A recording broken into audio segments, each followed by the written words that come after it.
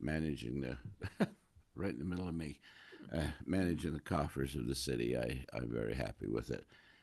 We also talked a little bit about the well. Apparently, it's being flushed and sealed at this time up there. Also, a touch on emergency management for just a minute. Um, when there's no emergencies going on, what does emergency management do? And we continue to promote emergency preparedness to help families be self reliant in the event of a disaster. Um, have a niece in Washington, and she said, we didn't need batteries until the power went out. Well, then they were scrambling to find power or batteries so for their flashlights and stuff up there where the wind's blowing and the rain's carrying on. And that's kind of a lot of us. We don't need those things until we actually need them.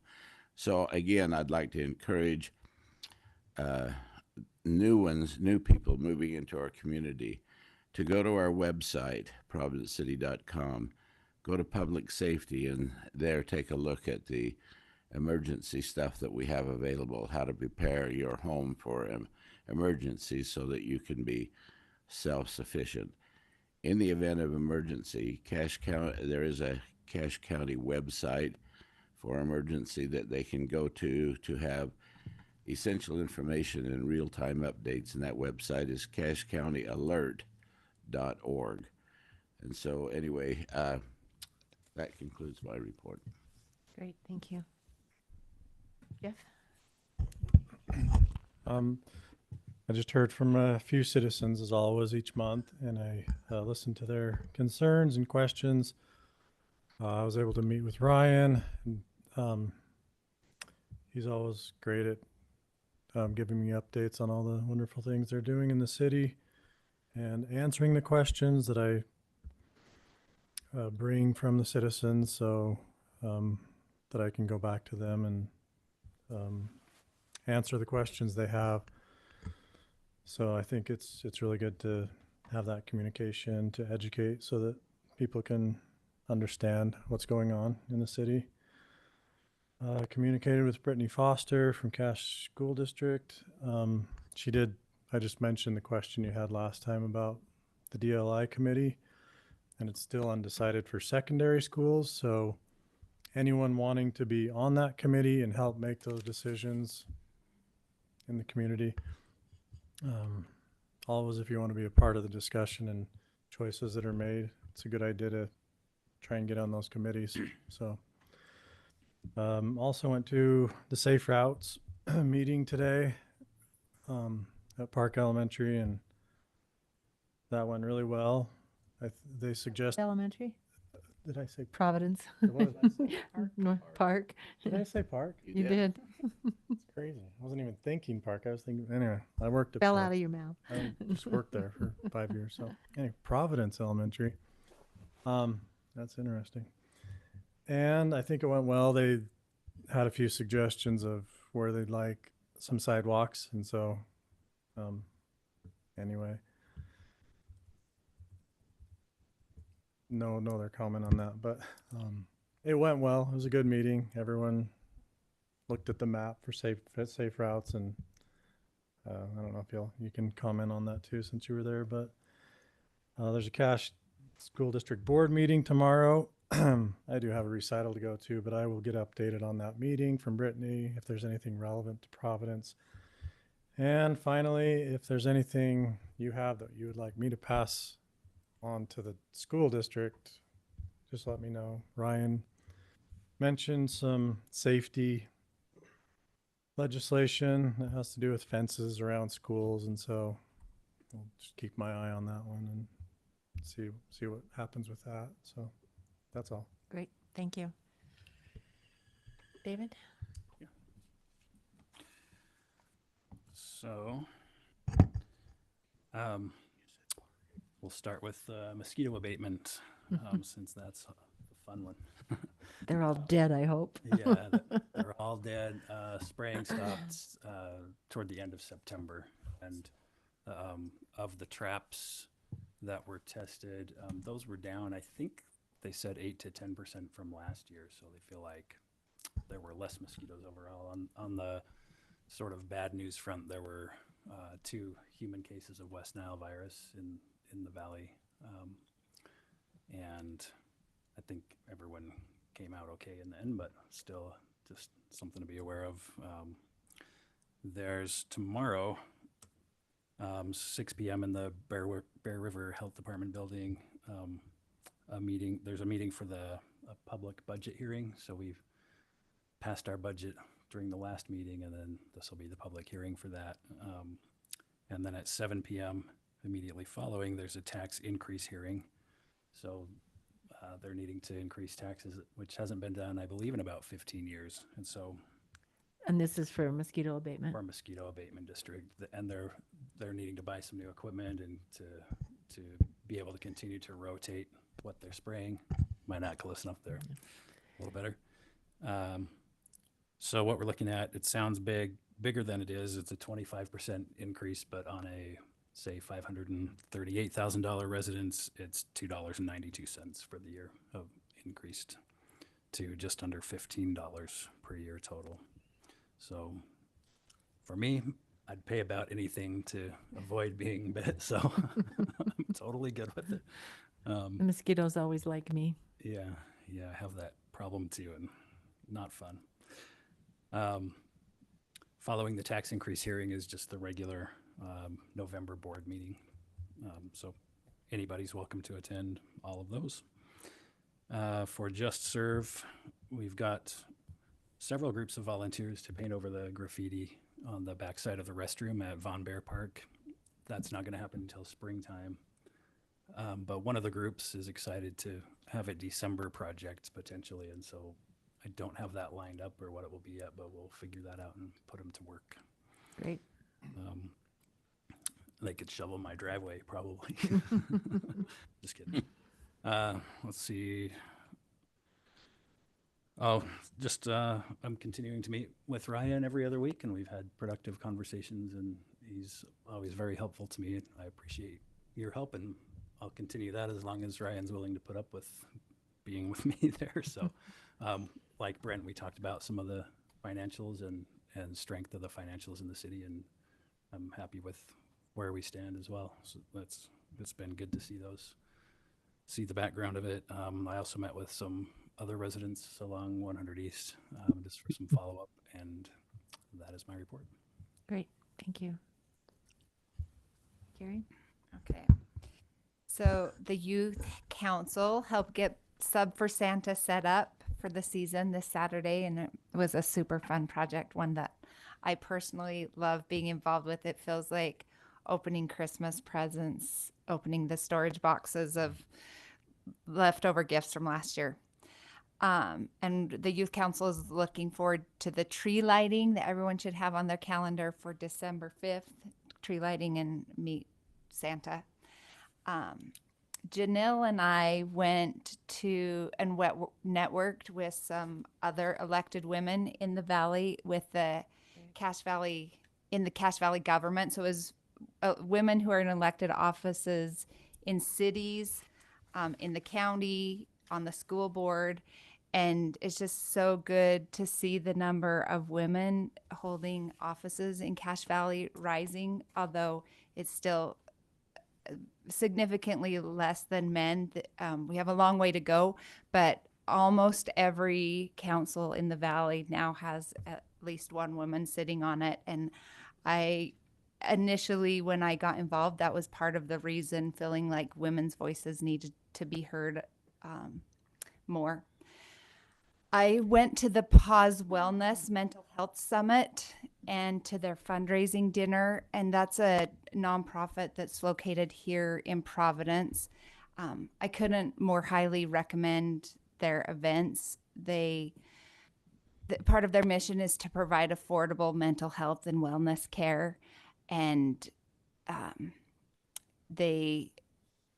with the mental health crisis that's happening not only here but throughout the country, I think that the service that they provide is really valuable, and the insights are also valuable.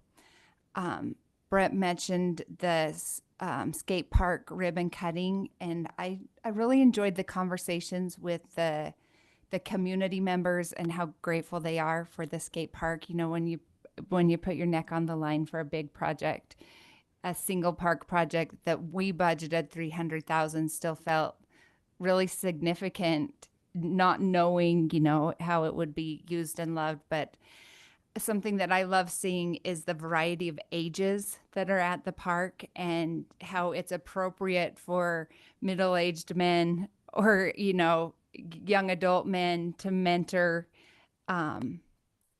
teenagers and tweens in that setting. And I like seeing that, and I like seeing how they're policing each other and using that skate park. I've heard some concerns from citizens as well. One particular that comes to mind, and I brought this up this time of year last year, and I think I need to bring it up in January or February, and it's just like a concern, and I've heard it from two different people, and maybe it's because I live around people with big windows, but the strobing lights from the they're okay with it at Christmas time, but they're like, these people are all getting permanent lights that are strobing in our windows year round. And they're like, the people who have the strobing lights don't even care. It's on the front of their house and it's on their garage. They don't even see them, but they're like blaring into their houses. And, you know, it's kind of like having a neon sign that's flashing in front of your big windows. And I don't know that we need to be the first to adapt rules for these permanent lights. And I think it's different at Christmas than at other times of the year, but there are definitely some concerns about the permanent lights strobing in neighbors' windows. And I think that should be considered. There's undoubtedly a lot of bad things in the world, but I see so many great things happening in Providence. There's been a huge push by the Stakes to fill the food pantry and get it stocked up for the holidays. There's families helping each other. I was involved with a trunk or treat done by youth for youth and children with disabilities. And I just see so many good things happening and want to recognize the citizens for all the good they're doing. Great. Thank you. Lots of really great things going on. When I tell people that I'm a mayor, they say, well, how is it? And I always say, it's great. We have such great citizens. We have a great team at the city to get everything done, have great council members who are making good decisions. So it really is a pleasure to be here. Just a few things that are going on and talking to citizens and answering questions. And there were a couple of people that called this last week when I was out of town, but I answered the calls and talked with them. And well, they left voice messages and I called them back, and they were so appreciative that I would call them back. And so information, I think, is key for people. And as you've talked about meeting with Ryan and getting information about things that are going on in the city and being able to ask questions, I think that is something that helps keep us out of trouble if we can make sure that we give people information to make decisions. The skate park opening was great. We had a small crowd there. We had a kind of a soft opening so that we recognized the fact that we have the skate park, but we're going to have a bigger celebration in the spring where we can have some competitions and some more maybe officials or people that have something to do with skateboarding. So we'll see. We've got a chair for that. So Amy Soto we had to kind of hold her back for this one because we wanted to not do something really big. But she's got some great plans for what we'll do in the spring. We've been working with an individual for some playground equipment up at the oh, which park is it? Brager Park. And so we're going to be getting some swings and some nice new playground equipment that is more safe than the equipment that's there now. And so we've ordered that equipment. And so as soon as we get good weather in the spring, we should be able to install that. And we're going to do a ribbon cutting at that point in time. Ryan, do we have a total on what we raised for the Little Lambs for the car show with Scarlett out? I can get that for you and send it out. I didn't bring that Okay. number with me. Okay, we need to go deliver that to them so that they can help people out at Christmas time, especially. There, we've been meeting with the COG group, which is the Council of Governments, and there's money allocated for road work. And we had one city that really basically took all 7 million that was available. And so what we've been able to do is come to an agreement where that city will be able to do their project, but they're putting that off so that the rest of the cities actually, with that money, we were able to fund everyone, and we'll be getting money for the first south project to widen that down by the tire store. So that will be wonderful. It will go next Tuesday to the county council, and hopefully they will accept it because they're the ones that have to, the COG recommends, and then they're the ones that actually allocate the money. There is another thing that is going on with the county council. There are 3 different ways that they collect funds that are, or can collect funds that are used by the cities to keep the roads maintained and building new capacity. There is one other tax that they can apply that has not been applied, has not been collected. And they are now going to start collecting this new tax, and it'll generate probably about $8 million. And it's for roads and for public safety. Public safety was added to the bill after it was passed by the legislature, and it was mainly for smaller towns who they didn't need as much for roads as they did for public safety. But now Cache County is going to apply this tax, and they're going to put that $8 million in their budget and not give it to the cities for roads. No, it's something different. And so there are other communities in Utah that are collecting the tax. And what we're trying to do as a COG is to say, wait a minute, we need to at least talk about this. Because of the way the law is written, they can take all of it and they can supplant their public safety budget with this money and take that money and spend it someplace else. Oh, boy. So, and not give the other cities in the county money. So we're trying to get a meeting with them as mayors to say, wait a minute, we need some additional money in order to keep the roads in working order. So anyway, just be aware of that. The county is kind of using that to balance their budget. And so we want to make sure that we're able to get the funding that we need to fix our roads.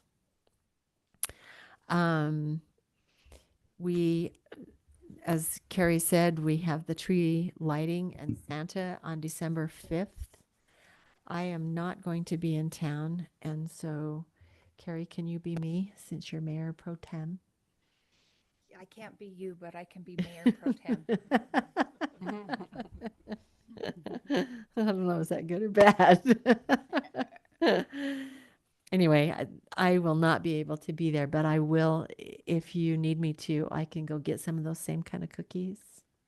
Yeah, the staff has been planning, so Yeah, that's a question for Shaler. We'd love to have the same type of cookies. We'd love to have the same thing. It grows every year. We get more and more And people. we always run out of cookies Yeah, and hot Yes. chocolate and donuts. and cups. And it's a very frustrating experience for the youth to run out. They want enough for everyone. Yes, yes. So, I will look into that. If you'll just tell me how many cookies you want me to get, Okay. We'll ask and then I'll, them every year. Double every double year. them. Sorry. Okay, so I will look into getting those there, but I've got to find some freezer space. So, do you know anybody We'll with have some freezer space? freezer space. Do you? Those are pretty big boxes. We'll talk. Okay.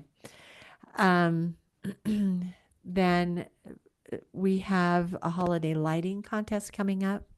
It went out in social media today to let people know. And in the past, the staff has done the choosing, but the staff would like to have the mayor and a couple of council members. So I need 2 volunteers to help me choose the winners. We'll choose 3 winners. We have gift certificates from the bank, 3 banks. Yeah, banks have given us certificates, and so the banks are the sponsors, and we're hoping that the elected are the judges. Are the choosers. I'll judge. Okay, so so we've got Janelle. Anybody else? We also might need you to nominate David? all those that you did last Okay. time, 'cause you did such a good job. Janelle and David and I will judge. Homes with big spotlights shining in other people's windows are disqualified. Are they? Or strobe lights? Who would do that? That's up to Who the would do judges. that? Not in Providence. Keep 'em- Well, it's interesting. We have a home down in Cave Creek, Arizona, and we went to a star gazing party kind of a thing, and they talked about dark skies and how important that is for people to be able to see the stars, the constellations, and there are a lot of things that cities can do to have dark skies. Utah is not one of those dark sky states.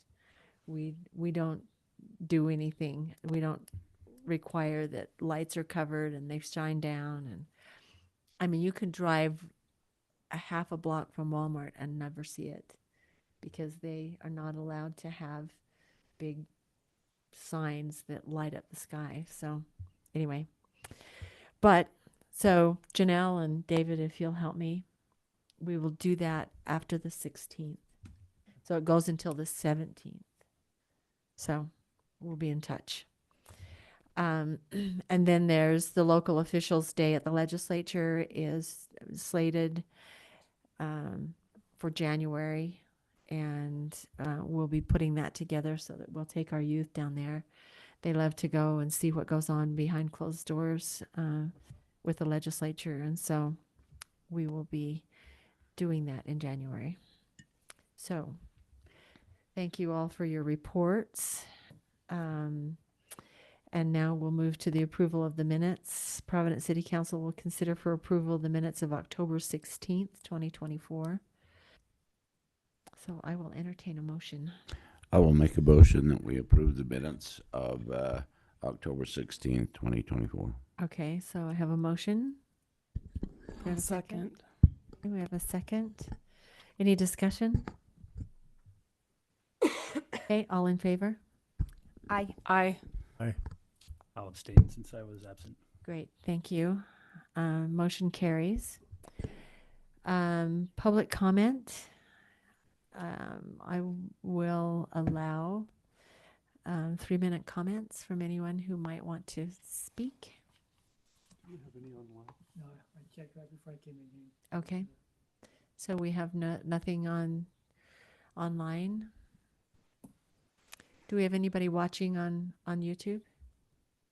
We don't have them on a Zoom that we would hear. YouTube, they won't be able to comment through that process. I know, but I'm just interested in if we have YouTube. We always have some Watchers. that are watchers.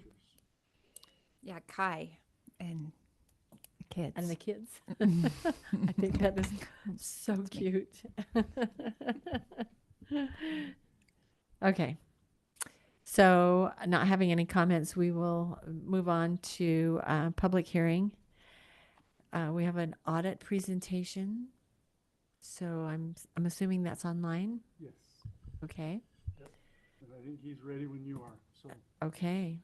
So we will go to our audit presentation by ACOC Miles and Associates CPAs. And I don't, what's the name of the person? it's on. Mike, can you hear us? Yeah. Can you hear me? Yes. Awesome. Okay. I will stop sharing the content and you can share on yours if that works. What's that, Ryan? I can barely hear you, Ryan. That's because I don't talk into the mic very well. Ah, that's Minor fine. detail. Okay. I will try to stop sharing and so that you can then share. Oh, I don't have a digital form up. Shoot. Oh, I'll share and bring it up. Okay, perfect. I see the tab already open. It is. I just figured maybe you'd click it, but I have it here ready. Oh, I misunderstood you. You were going to share with me. Okay. Well, If you want to share it from your screen, you can. Otherwise, I'll share it here and you can talk about it and I'll get to the right page. I'll need to get educated. So you were sharing with me so I could control it is what you were doing. That's what I was going to do. Yeah, you can still do that if you choose, but Do you have it up and you want to? I have your screen up. Oh, all right. Yeah. No, I'll. You'll do it? Okay. Yep. Okay. I need to get a little bit more techie, it sounds like. Okay. All right. So, yeah, the audit went super good. We finished it up about a week and a half, 2 weeks ago. And Tyler was really, really good to work with. And he was helpful and friendly and prompt. And the books were in pretty darn good shape. We only had a few adjustments that Ryan and Tyler looked over and we all agreed were important. And so those were made and they were able to review those. So really good experience. We really appreciate the chance to work for y'all.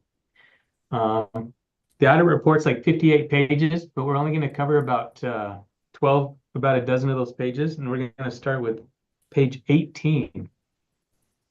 We'll just kind of summarize the financial statements. Let's see, it's PDF. I don't know what PDF. It's the balance sheet, Ryan. It's page 18 of so two more. So at the end of the year, so this is for fiscal year end for the 12-month period ending June 30th. You can see there at the end of the year, the general fund had nearly 1.7 million in cash and the capital projects fund had almost 4.3 million. Its accounts receivable consisted of property taxes, but a majority of those are not available until right now when they're starting to be collected, and so they're deferred. So you'll see a 1.3 million and change receivable and then a deferral about halfway down the page for 1,319,000. So that's about 20 grand of property taxes that came in within 60 days of year end. Due from other governments is largely sales taxes and franchise fees and other things that come from the state of Utah that are collected in your city boundaries. They include C road money, BNC road money, and sales taxes and whatnot. And then some other smaller items. The restricted cash and cash equivalents, these are impact fees that are collected for the parks and for roads and for the cemetery. They were about 1.3 million. Last year, I took a quick look, they were about 2.1 million. So they've come down significantly. And so that's nice that they were able to be spent and utilized in that way. So all in all, the general fund is sitting in a really, really good shape. The capital projects fund is largely designated for capital outlay for property projects and construction. And at the end of the year, it had, like I said, almost 4.2 million. So let's go to the next page. This is the revenue and expenses of the governmental funds, which is the general fund, the main maintenance and operations fund of the city, and then capital projects. Total revenues were almost 6.5. Last year, they were about 7.1. And the decrease is largely due to the justice court. The public safety revenue went down significantly. If you go down to expenditures, public safety of 816,000. One of the other decreases was our garbage, waste, and recycle moved from general fund over to its own enterprise fund. Oh, excellent. That's good. So the public safety last year was about, I've just got some notes in front of me. They were about almost 1.7 million, and this year they're about 800,000. The general government expenditures, they went up about 50 grand. Highways and public improvements, they were down about 580,000, and that's probably, as Ryan mentioned, probably the garbage being moved over. Parks and recreation, that actually went down about 76,000, and the cemetery went down about 50,000. So some similarities. Impact fees collected were about 139,000. And then we get to the transfer out, 3.4 million. You can see that out one fund and in the other. That was moved over to keep the overall fund balance within state limits. So on the third row from the bottom, it says there's a net change in fund balance of a deficit of 849,000. If you take away that transfer over to capital projects, there would have been a surplus of about 2.5 million. So quite substantial. The operating revenues are well beyond, the main expenditures of the city, excluding large construction projects, and we'll talk about that. In the capital projects fund, the majority of its revenues, if you scroll up a little bit, Ryan, 436,895. Most of that was from the county for road grants from the county and some RAP tax money. And then there was some interest earnings. And then the other source of revenue is the 3.4 million transfer from the general fund. The biggest projects there was about almost $3 million expended on capital outlay. I just want to highlight some of those. About 348,000 was spent on your shop. About 423,000 cemetery expansion. 122,000 at the park. There was a bike path over $500,000, 556,000. And then about 1.7 million on streets and sidewalks and whatnot. And there was about 12 grand on the EV charger. So that's kind of the most of the capital projects. So the city was pretty busy in that regard. And I'm really impressed. If we go down to the bottom, the third row from the bottom, it had a surplus. Despite 3 million of expenses, it still had a surplus of 954,000. Those two governmental funds combined in that far right column had a surplus of 105,000. I'm quite impressed that you were able to spend $3 million on projects and still have a surplus. That's pretty cool. So, Ryan, you want to add anything to that? We have done a lot of construction projects over the last 5 years, and we haven't done as much in the current fiscal year, but we've achieved a lot over the last few years. And so anyway, yeah, it's pretty amazing to be where we're at. We didn't have a property tax increase that the county has. We aren't $7 million lost in our budget like the county is. We're a shining star beyond the county in every way. Well, of the Funny. 18 communities in Cache County, how many of them are raising? All but five are half. raising. All but five are raising their taxes, and we're not. No. And I know capital projects like street repair and whatnot are essential, but if you were to not do that, you'd have a surplus of $3 million. So heck of a deal. The governmental fund, the general fund, has no debt whatsoever, and we'll talk about that. But the only debt is the water utility and the fiber optic. And then we'll talk about the garbage, but it needs to pay back the other funds for its startup costs, but no actual borrowings from a lender. So let's jump to page 22.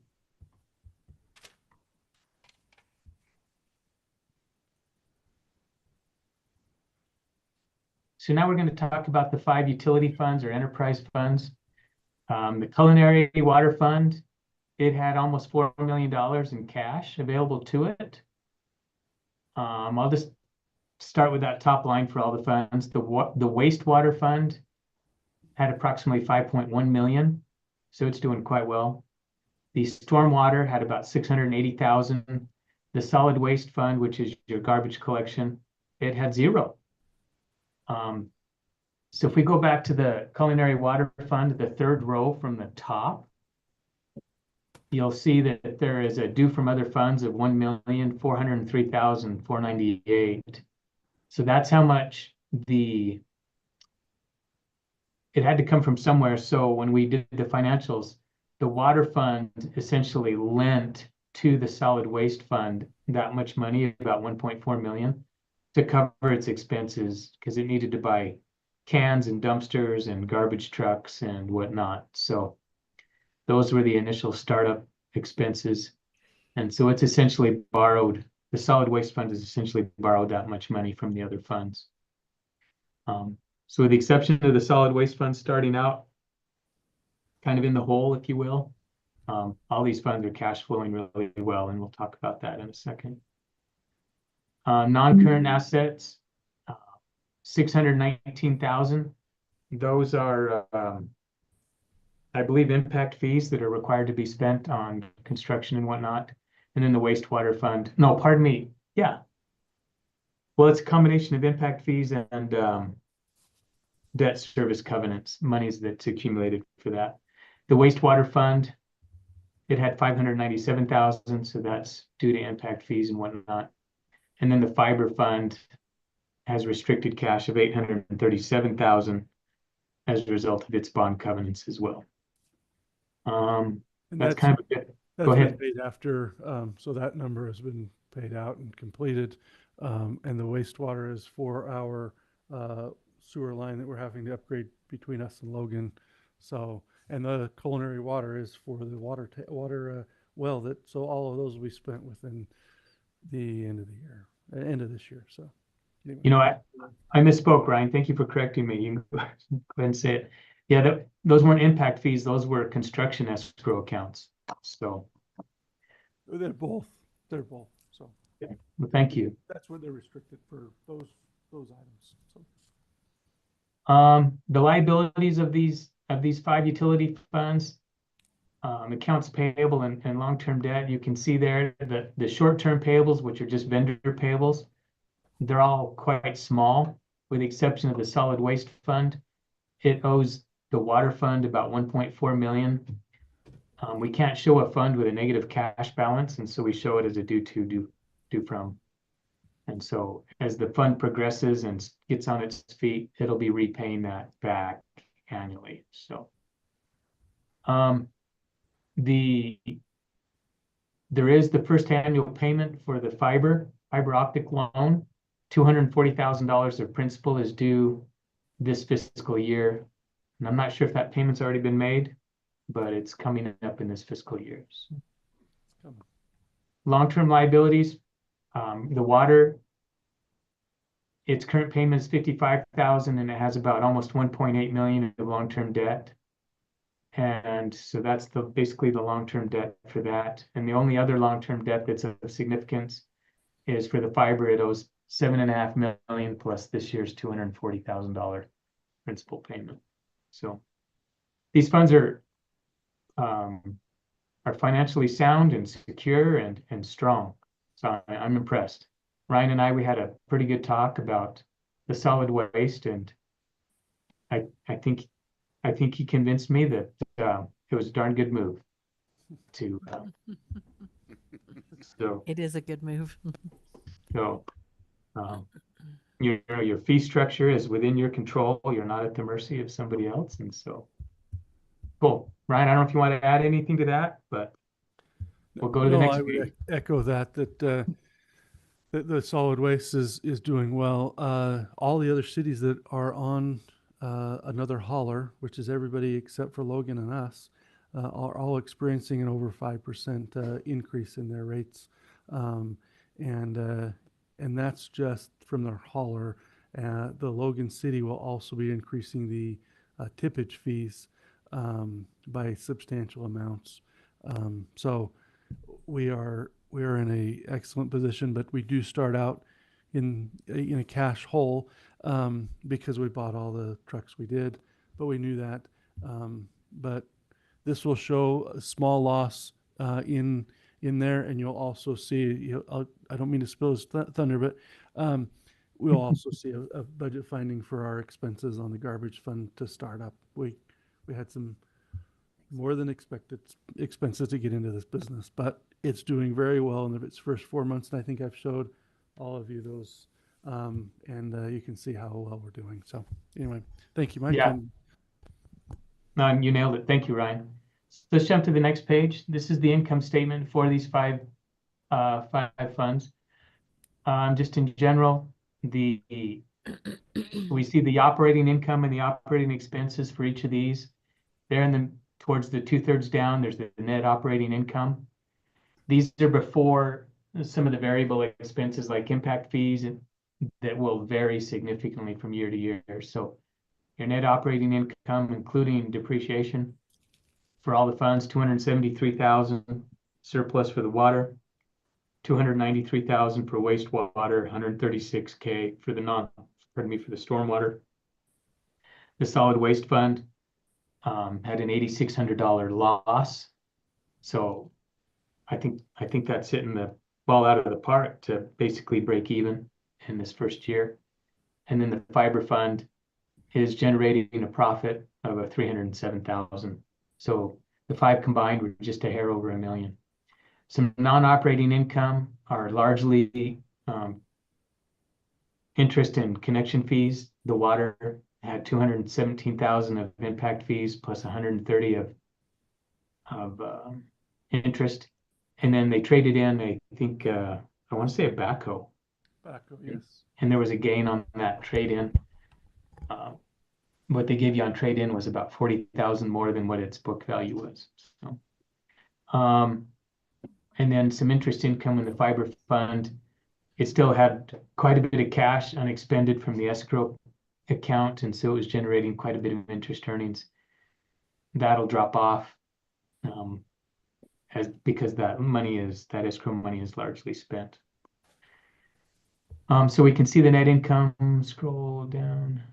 Yeah, change in net position, which is accounting lingo for your net income. The water was 634,000. The wastewater was 582, and stormwater was 136. Small loss for the solid waste and a 232,000 profit, and that came down from your operating income because it had to cover interest on the Zions loan. So all in all, 1.5 million. The next page is a really valuable statement because it kind of reflects how the cash is coming in. Because of depreciation and some non-cash items, it's sometimes difficult to get a good picture of how things are going. You want the operating cash flow, which is the top section, to be a surplus because it needs to finance debt service and construction and whatnot without having to borrow. The water fund had a surplus of 694,704. I'll just stay on the water column. It did help the solid waste fund with its equipment purchasing, so its cash went down by the 1.4 million. Its capital and related financing, which is borrowing of debt, impact fees, and then construction and loan payments, were a deficit or an outflow of just under 1.1 million. Construction activity in that section was just over 1.3 million of cash flow. And so you drew down some of your savings, and then interest earnings in that fourth section was 130,000. So there's a net decrease in cash of almost 1.7 million. 1.3 million of that was construction, and another 1.4 million of that was helping the garbage fund, show a break even on cash, a zero cash balance. So it's effectively loaning the garbage, that money. So all in all, you get rid of the cash and you get rid of that interfund loan, and it's surplusing cash really, really well. I'm impressed that you were able to spend 1.3 million without having to borrow. So I think that's neat. The wastewater, it had a surplus operating cash flow of 363,000.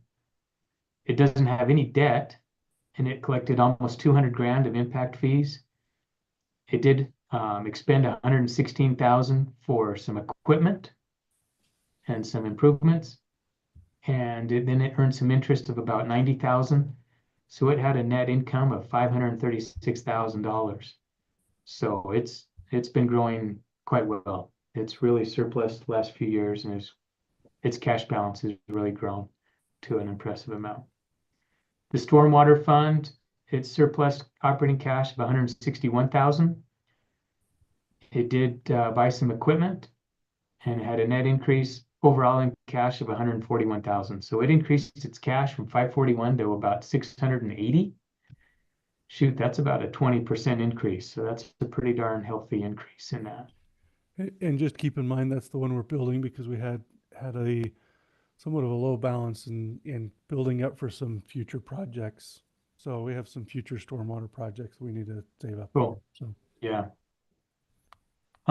Solid waste fund, we talked, its operating cash flow was a $45,000 deficit.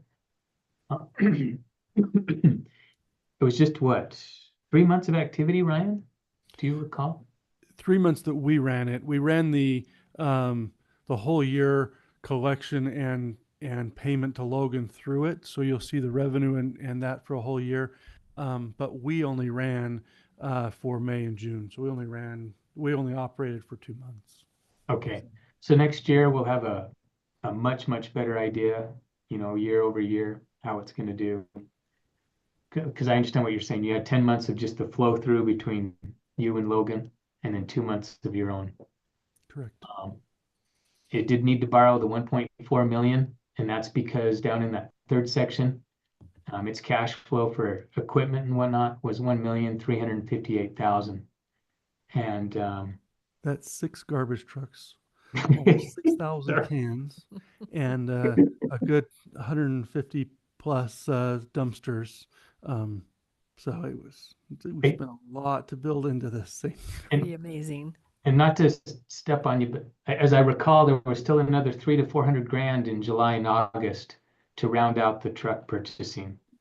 Yeah, yes, that's correct. That doesn't include all, but there was another truck that came in after.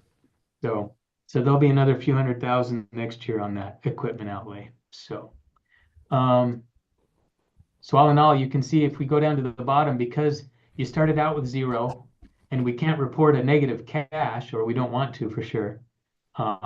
It started at 0 and ended at 0, and that's because it borrowed the 1,403,000 internally. So it's neat that the city's able to do that without having to go to an external lender and save a heck of a lot of interest. The fiber, it's showing about $226,000 of cash flow surplus, which is awesome. It expended approximately 3.1 million on its system as it continues to build that out. And then it had about 180,000 interest expense. And then it had interest earnings of 104,000. This new fiscal year that we're presently in, there'll be that first principal payment of 240,000. And so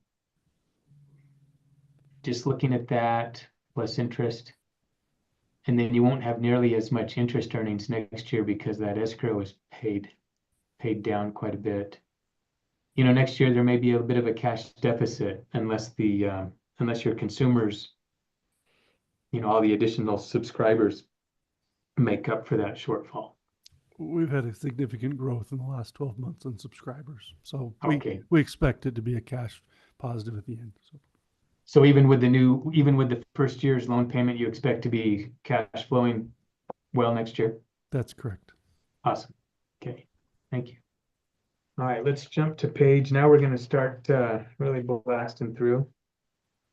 Let's jump to page 34.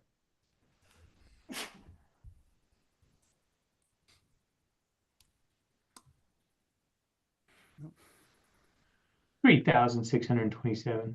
Yeah. You said So, 34? Not the PDF page, but yeah, a couple more. Yeah, perfect. Right there. So this is the summary. This is the city in total. Just shy of $20 million that you're sitting on, shared between, you know, your general fund, your capital projects, and all 5 of your enterprise funds. Just wanted to highlight that. Let's go to page, that was really thrilling. Well, shoot, I should ask, are there any questions from the council? Okay. It's looking good. Okay, just hurry and let us go home. Okay. I know I'm about as exciting as watching bread toast. So, let's go to the next page, Ryan, towards the bottom. This is just a summary of the receivables for the city. Property tax receivables of 1.3 million. That's not collected until now when the county starts to collect heavily on its annual taxation. Intergovernmental, or your sales tax and your C road money and franchise fees and whatnot, that was just over $500,000. And then your customers, which are nearly all in your water and sewer and solid waste and fiber and whatnot, that was $534,000. One thing I just wanted to highlight, your allowance for uncollectible accounts was $64,000. That's approximately 12% of your customer accounts receivable. That's pretty good. You don't want that number to get high because it reflects customer charges that you're having difficult collecting. So If you compare that with last year, and I don't really have last year's there, but I think we've done an amazing job in getting that without much of a write-off. We've had some staff working extremely hard to get those caught up. So I think you'll find if you have year-over-year number without the fiber, because it kind of is a new piece to the puzzle, but we're making some significant progress towards reducing our number of collections outstanding and reducing our uncollectibles. So well, let's see. I think I can find last year's pretty quick.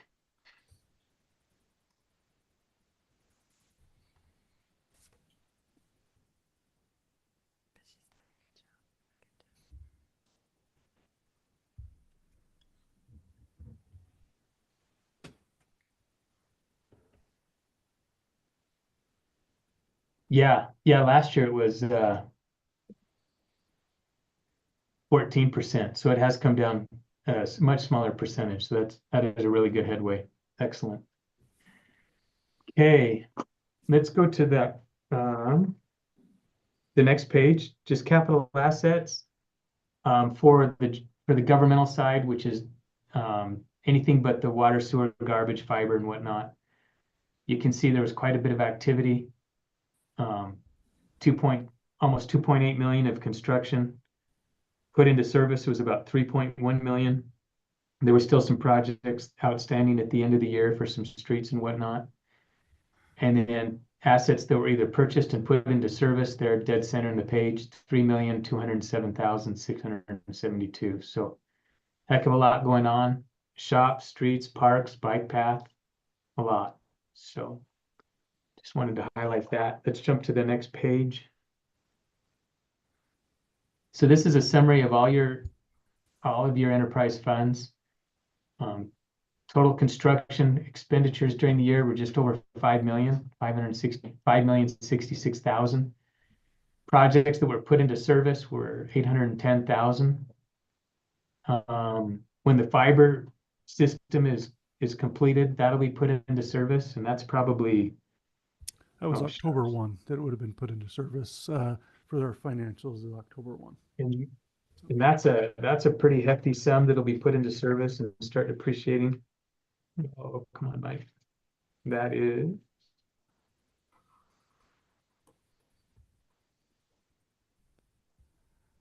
$7.3 million at the end of the year, and if you did finish spending the escrow, so about $8 million that you'll put into service and start depreciating.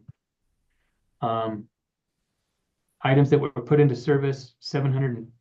Did you notice that to the total projects additions, we added almost 3 million in our general fund and almost 5 in our, Yeah.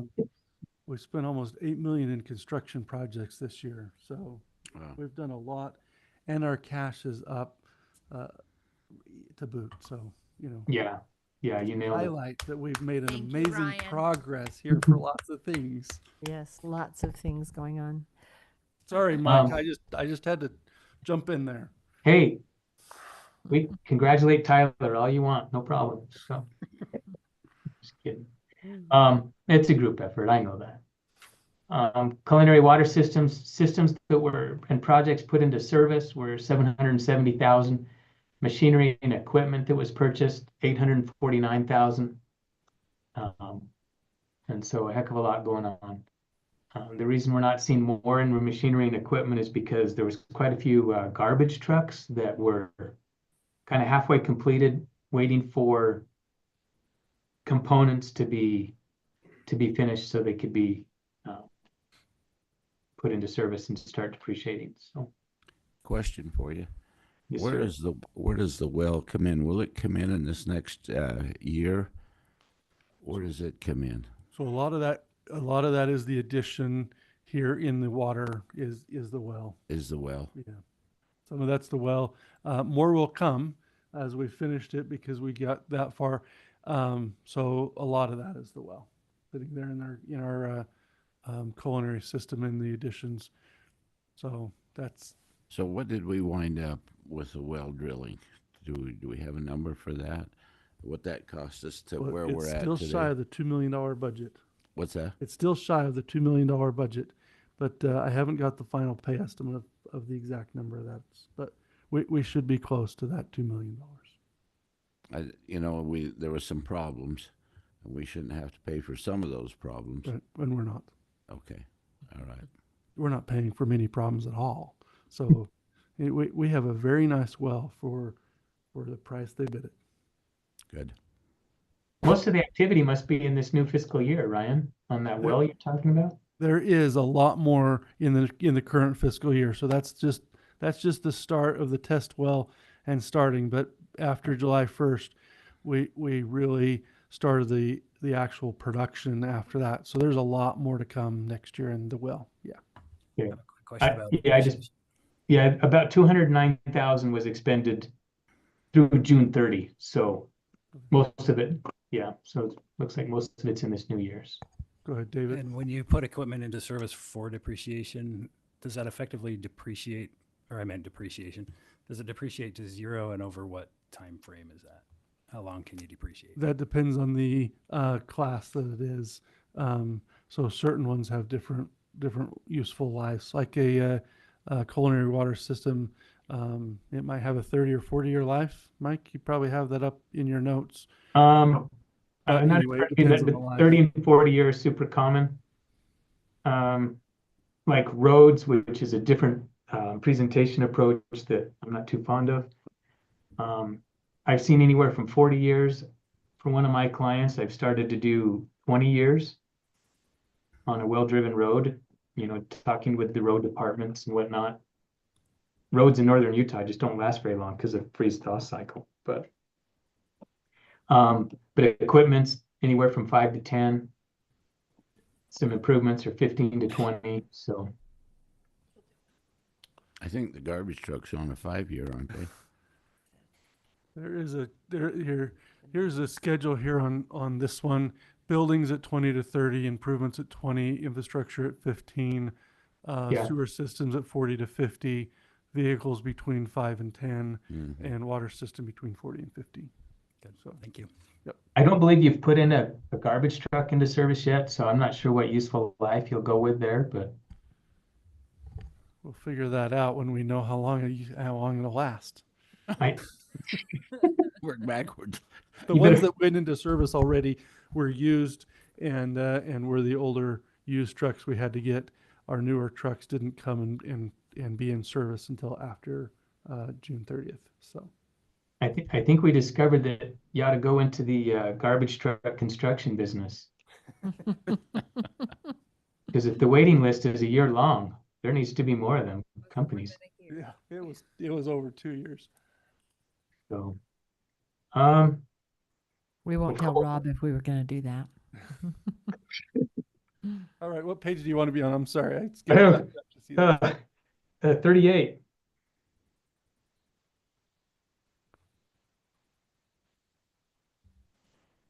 Ryan, it Yeah, would be right there. helpful as he's talking about the numbers. If you'll put the cursor on it, that would be helpful to us. You know what you're looking for, but we don't. I'm sorry.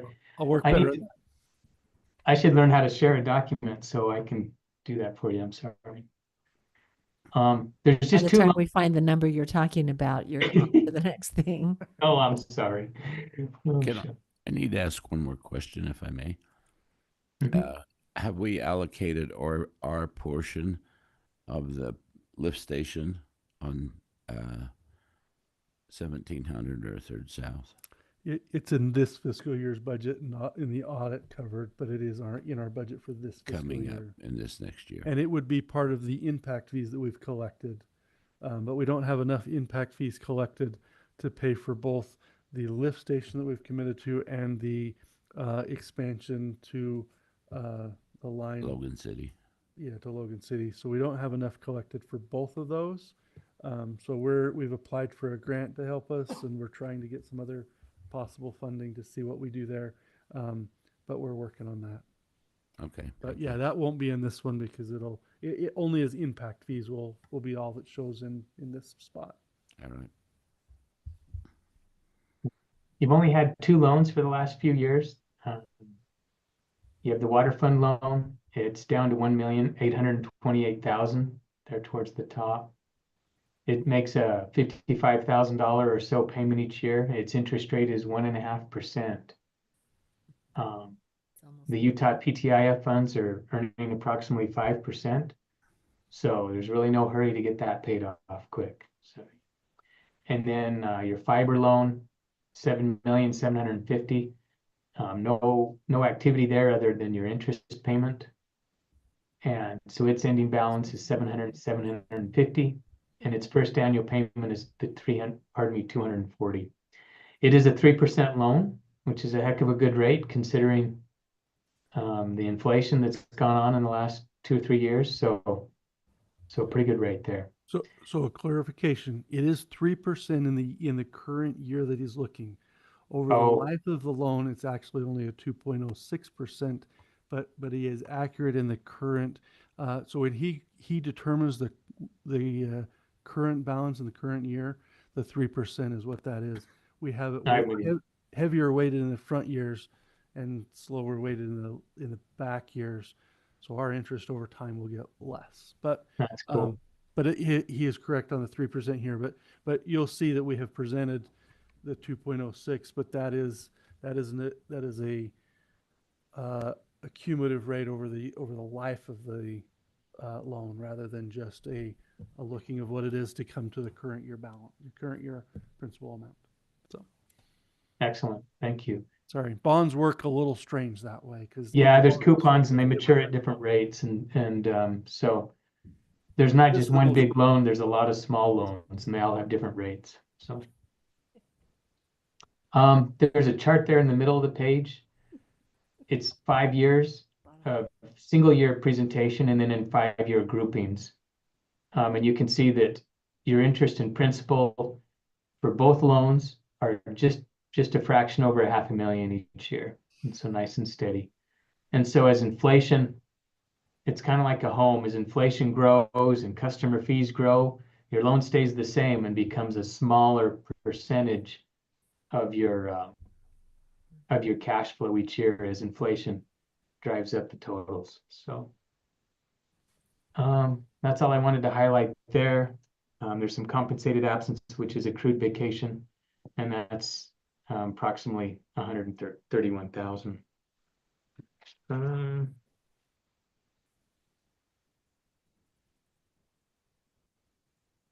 Let's go to page 40. So this is where we start to present the pension plan. The city participates in Utah retirement systems. And just to summarize, those participating in Tier 1 at the state level, and this is not written down, it is on page 50, but for Tier 1 participants and for the Tier 1 plan throughout statewide, it's funded by the state with assets and cash and investments at the state level, 96.9%. So it's fully funded at the state level, and so your employees are not at risk of the state, not being able to fund those pension liabilities. Those that are participating in Tier 2, the Tier 2 plan is about 89.5% funded at the state of Utah level. So both are in excellent position and are just bouncing around the high 90s for the last few years. If we go to the next page. Hey, Mike. Yes. You mentioned accrued vacation, Yeah. and that's for employees. Does that count accrued vacation and sick leave, or is there a reason why employees aren't taking their vacation leave? So it is PTO, which is all inclusive in Okay. both. So we So only have PTO. Sick is okay. Sick is included in vacation because we only have PTO as the accrued leave. Okay. So you're right, though it did go up about 10 grand, all your PTO time from last year to this year. We got a couple of raises. We got a raise, and so it goes up each time. Yeah. So yeah, the number of hours may have gone down, but pay raises may have offset that. So towards the bottom of page 41, just thought it was worth noting right there, those percentages. So of your employees' compensation, those that are in Tier 2, approximately 16% plus another 6,200 for 401k. So almost 17% is contributed on behalf of your employees by the city to their retirement plan. So that's a pretty good fringe benefit. Non-contributory, which is your Tier 1, it's almost 18%. And then Tier 2, direct contribution only, it's also about 16%. So your employees get to choose between which type of Tier 2 plan they want, and they both work out to about the same contribution levels. So talking about the Utah retirement system is incredibly boring. So we're just going to skip 49. Let's go to page 49. We'll support that decision. Bless you.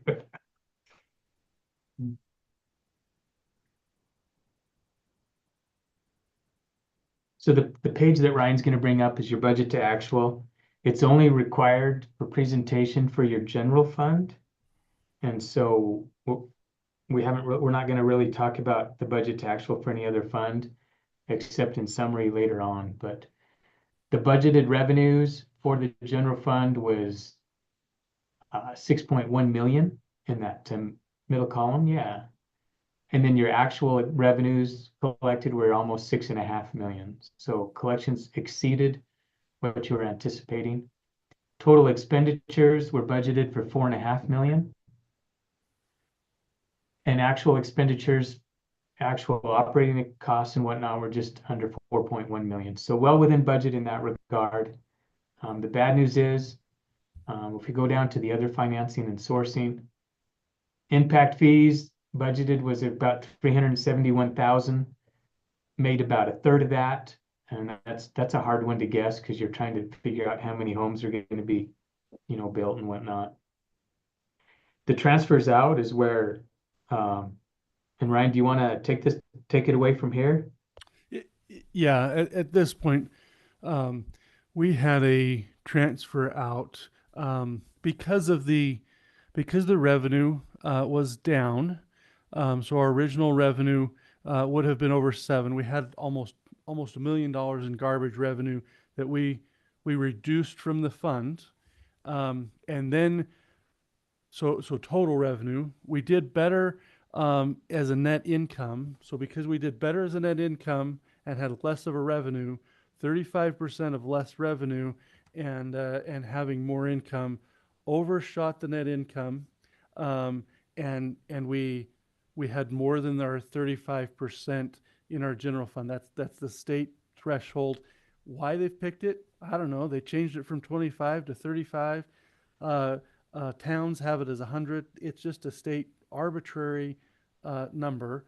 And so what we had to do is we had to transfer. We planned to transfer just shy of 2 million. We knew we were over by $500,000, so we increased it from original budget to revised by $500,000, but we didn't shoot the decrease of that total revenue, the garbage, 35% of that one that adjusted. So because we had more money in our general fund, we had to transfer it to our capital projects fund. We did so, and so we were compliant with the rules of the 35%. But what that does is overspends the transfer. Now that also does the revenue in the receiving fund. No money was lost. It just went from our checking account to our savings account, basically. But because of a few calculation things, that wasn't caught in those. We didn't expect to do as well on the net income, and to have the effect of the garbage on the total revenue side. So it caught me by a little bit surprise when the audit came, but we've rectified it. We've made the change, but that's on me. Should have known that we were going to do better than we had ever expected. Why not? We should have known that. We spent so much in construction. Don't you get I out couldn't your imagine. crystal ball? I do get out my crystal ball. I just didn't use it well enough and read it on this particular one. That's why we love Mike coming. He catches every little thing. And so we had that transfer. It'll come as our second finding because the budget of the transfer, we had excess money in our account. We had to transfer it to our savings. And because that was more than we had budgeted to do, it will be our second finding. But those are our two: But overspent we had to garbage leave and something for him to find, right? Jeez. Oh, golly. There you go. That's what it is. Accurate? Anything you'd add to that, Mike? Oh, well, you just had to pick your finding. You were going to have a too much of a fund balance finding, too much in savings, or you were going to have a budget finding. And so we let Ryan choose, and he chose the budget findings. So Okay. let's go. That was a pretty darn good summary. Let's go to the last page.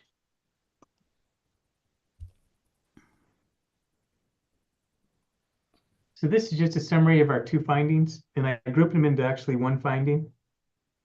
So there was a budget finding for two different areas. And that first bullet towards the top, the city's operating transfer from the general fund to its capital projects fund caused the general fund expense total to exceed its adopted budget. And we talked about that. Had you not done that transfer, you would have had a different finding for your fund balance in excess of state limit. And if anybody knows the legislator, I would love for that law to get kicked to the can. So, and then the second bullet, the solid waste proprietary fund expenses exceeded its adopted budget. There were a lot of expenses related to the solid waste that just kind of trickled in after the year. You know, Ryan and I had a nice conversation.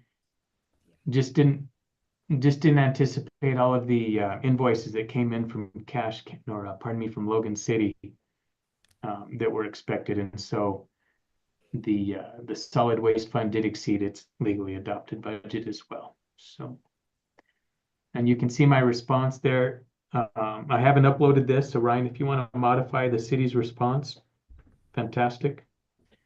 But I put the city agrees with our recommendations that you'll monitor the budget and that the city's general fund had surplus fund balance savings that was necessary to transfer to the capital projects fund for future construction.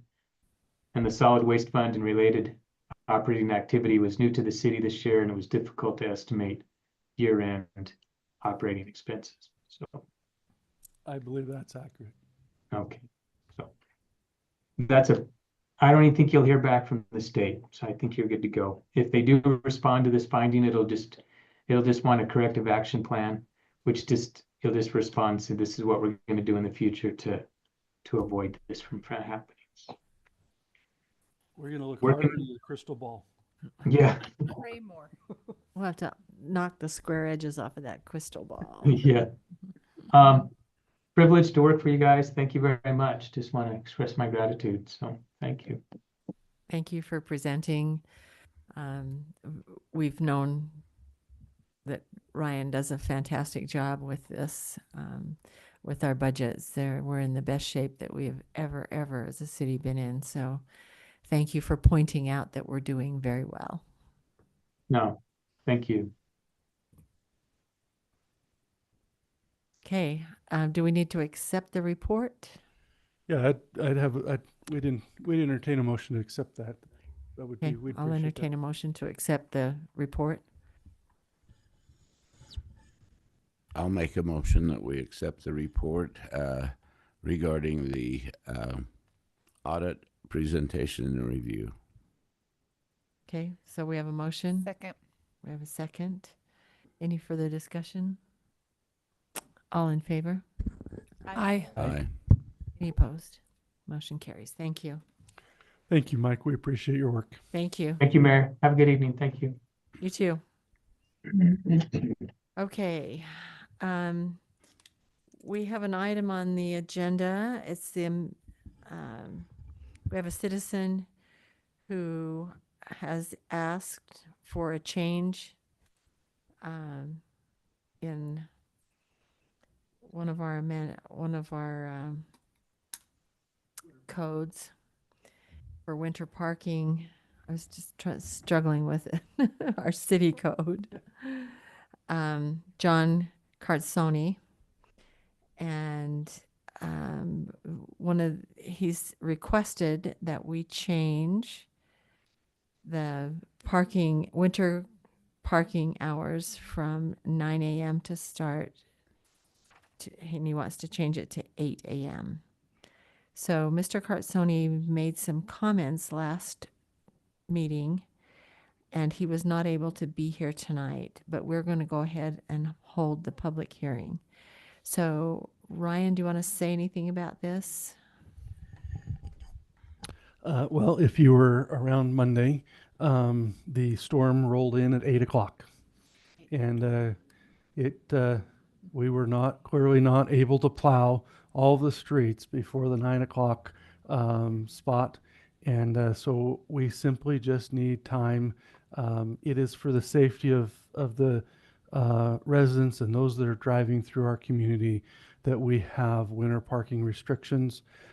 We restrict the parking on there for the plow, so the plow can plow it to the park strip. So he's made an application. You've had a chance, but I don't believe he's here. So I think it would be interesting to see if the public has any comment on it, and the staff would certainly be able to answer questions on that and why we have the restrictions we do. But anyway, so I don't know if there's any more. In this point in time, we will open it for public comment. We'll go ahead and hold the public hearing. Do we have any comments online, Ty? I didn't check before I came in here. I hadn't seen it. Okay. I'm gonna check to see if anything came in. I can check real quick.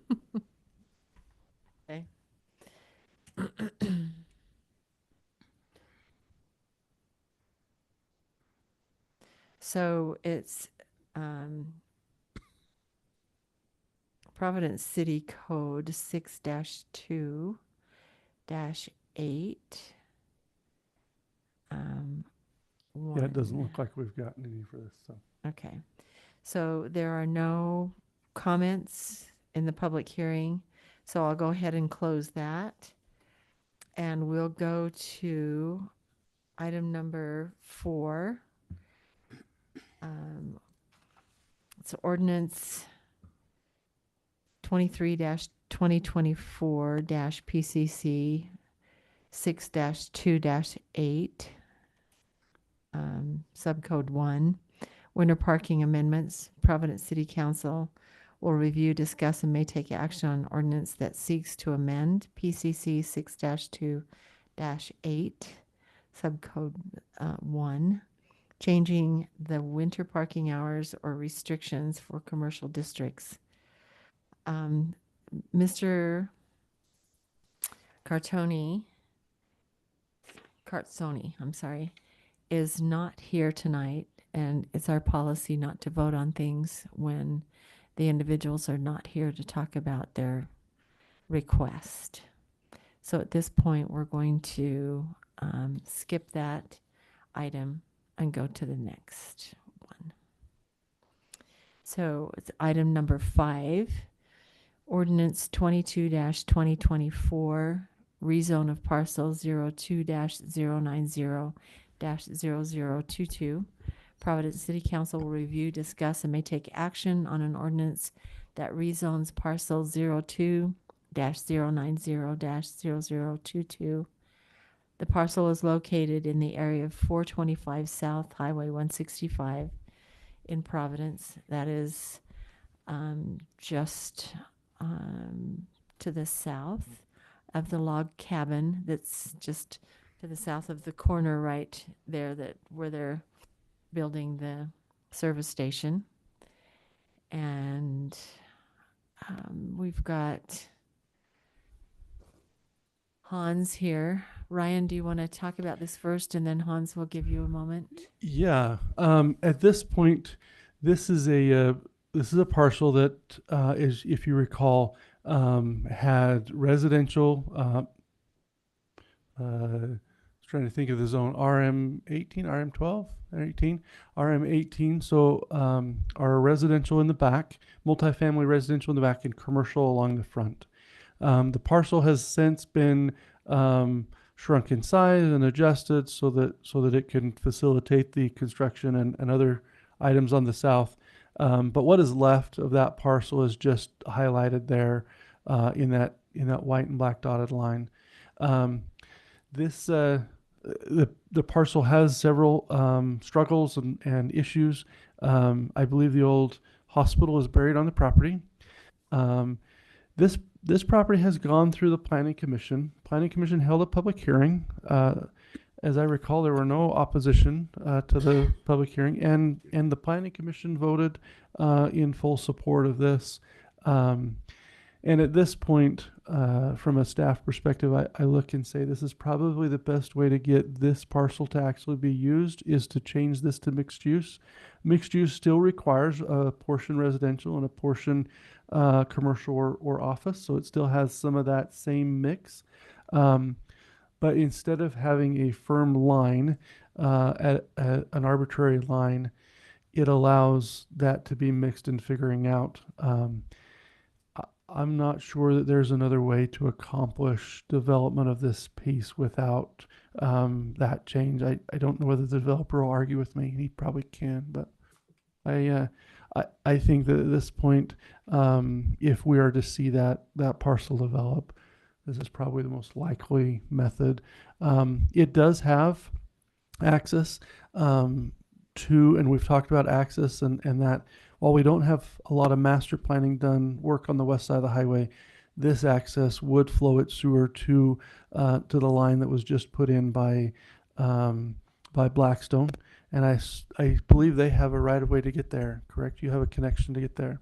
So they do have a connection, and we are, they would connect and flow to that, which would then flow to the lift station. So this is another development on the west side, just north of Blackstone, and is this small parcel.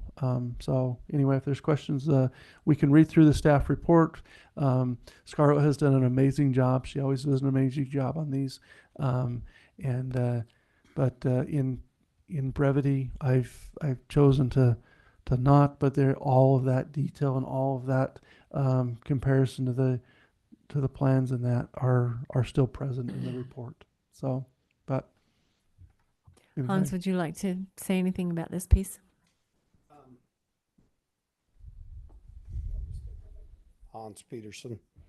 On the parcel, I don't know if you have and I can just pass, I've only got one copy, but I can pass this to all of you Was guys. it part of your application? I might be Yeah, able to find might be it. on the application. Yeah, It is. it is.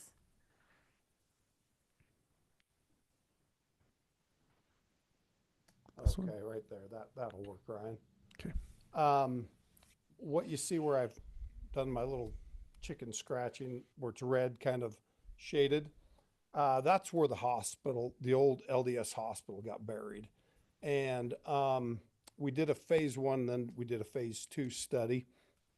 The phase 2 found, amongst other things, asbestos.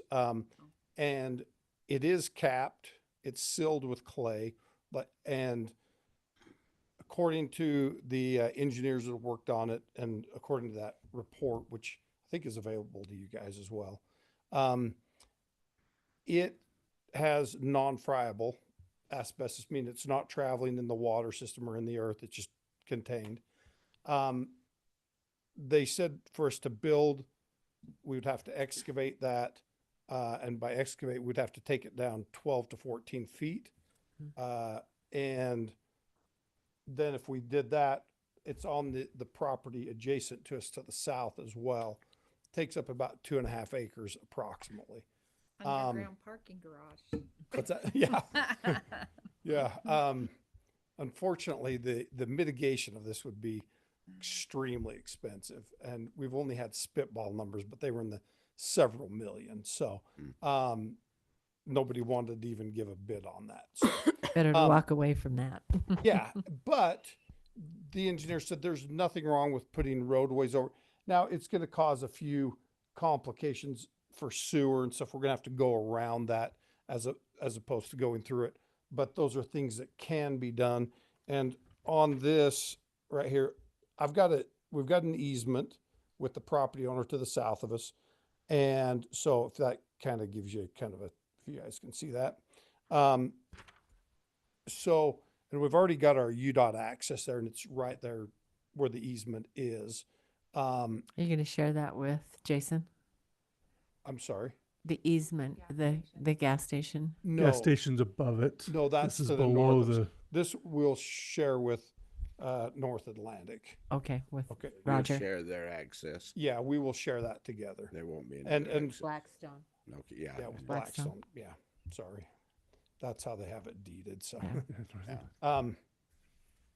But the reason, so our request for doing the mixed was because we'd like to go up there on the front, basically up to that ditch line. It's about 150 feet from the east property line going west.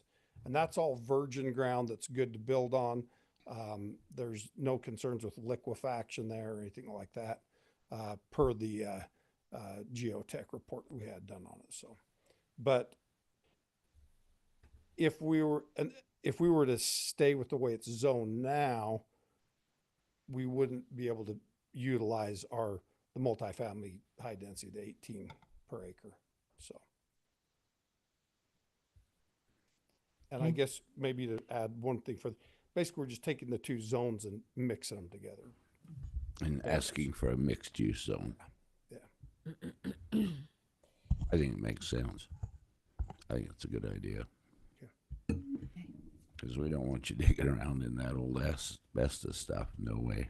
Carrie, you have a comment? Yeah, I just have a couple of curiosity questions what you're proposing makes sense. I'm just curious, how long ago was the hospital demolished and buried?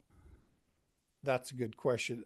Probably in the 60s. So they did a lot of research. Now it's a lot more recent than I, Oh, Oh, do you know really? what? it was in the Yeah. 80s, and there's nobody, we research went to Herald Journal to try to find this. We Yeah. did a lot of homework. I'm just to- curious. No, but um, I can tell you this, that one of the gentlemen that's associated with Blackstone, his father was the lead for Johnson's, and he was there as a little boy and watched them bury it there. And he was the one that I'm breathing in asbestos the whole time. we all have, I think. Yeah, interesting. It's Yeah, just so so sometime interesting. in the 80s, but we can't nail down an exact date.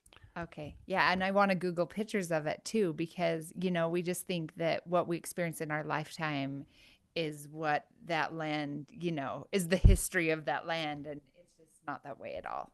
And you can find old, they're not Google Earth. What, I don't know what do they call those, Ryan? The old Plats. Pictures. Aerial. aerials. Uh, And you can see there's an old kind of an oxbow that comes up in there and then loops back out. And it was there in the 70s. So and it was it just the LDS hospital. Yes. yeah. What All- was it all the called? rubble. Do you know? LDS It was called Hospital. so it was kitty corner From the to temple. the temple, to the northeast. That's where, All- The parking lot is for where the it temple. was. Oh, Oh. yeah. They tore Okay. it down Hauled and them buried down. it here. Yeah, Oh, yeah. now I'm understanding. Okay, I knew where that hospital Yes. was. I think I may have even been born there. If but- it was before 78 or All 80. four of my kids Yeah. were born Okay, so I there. knew and where the that last one was. So they born in moved 78. that hospital and buried it. Well, so what they did in is the they county. took Yes. this Got it. Okay. non-farmable ground, and it was a slough. They filled the slough in, covered it over, and made it a See, on really poor farm ground. the still. Macy's Grazing land. property, there's a slough on where it's wetlands right now Yeah. that's been delineated as wetlands. And people dump their garbage there Oh yeah, because it was a I remember slough. the garbage being dumped there. There was a There's an old tree. there was a tree, a boot there, We don't For, encourage that any longer. What? a cobbler here in Providence. There was a boot there that was on a post right there. They Oh, showed really? it. It was a sign. It was Gary Jensen. Oh, Gary really? Jensen had a Really? sign there. Yeah. Well, Go throw your trash over the ditch, my grandma would say, you know, just yeah. Yeah, so all four of my kids were born there, and the last one was born in '78. okay. Well, I was born in 77. So they were born there. So it was still standing in '78. So Okay. for the proud owner of it, Sorry so- I just Yes. was trying to. Now I got to tell you one other quick thing. The original Logan Hospital is across from the Tabernacle. That apartment building straight east of the Tabernacle. Tatum, That's the original Logan Hospital. yep, that's right. Before that's when they moved from there up there. Yeah. It's an apartment Interesting. complex now. Progress. Can you tell me the history of the parcel? I'm trying to remember when we zoned this to be the first 100 feet as commercial highway district. I don't So- remember this curvy parcel. Did It was get not. divided and sold? This will take you down a Yes. little. Yeah, of all- history. So we did not subdivide it, not us, the county did. So we did a boundary, a survey. Yeah.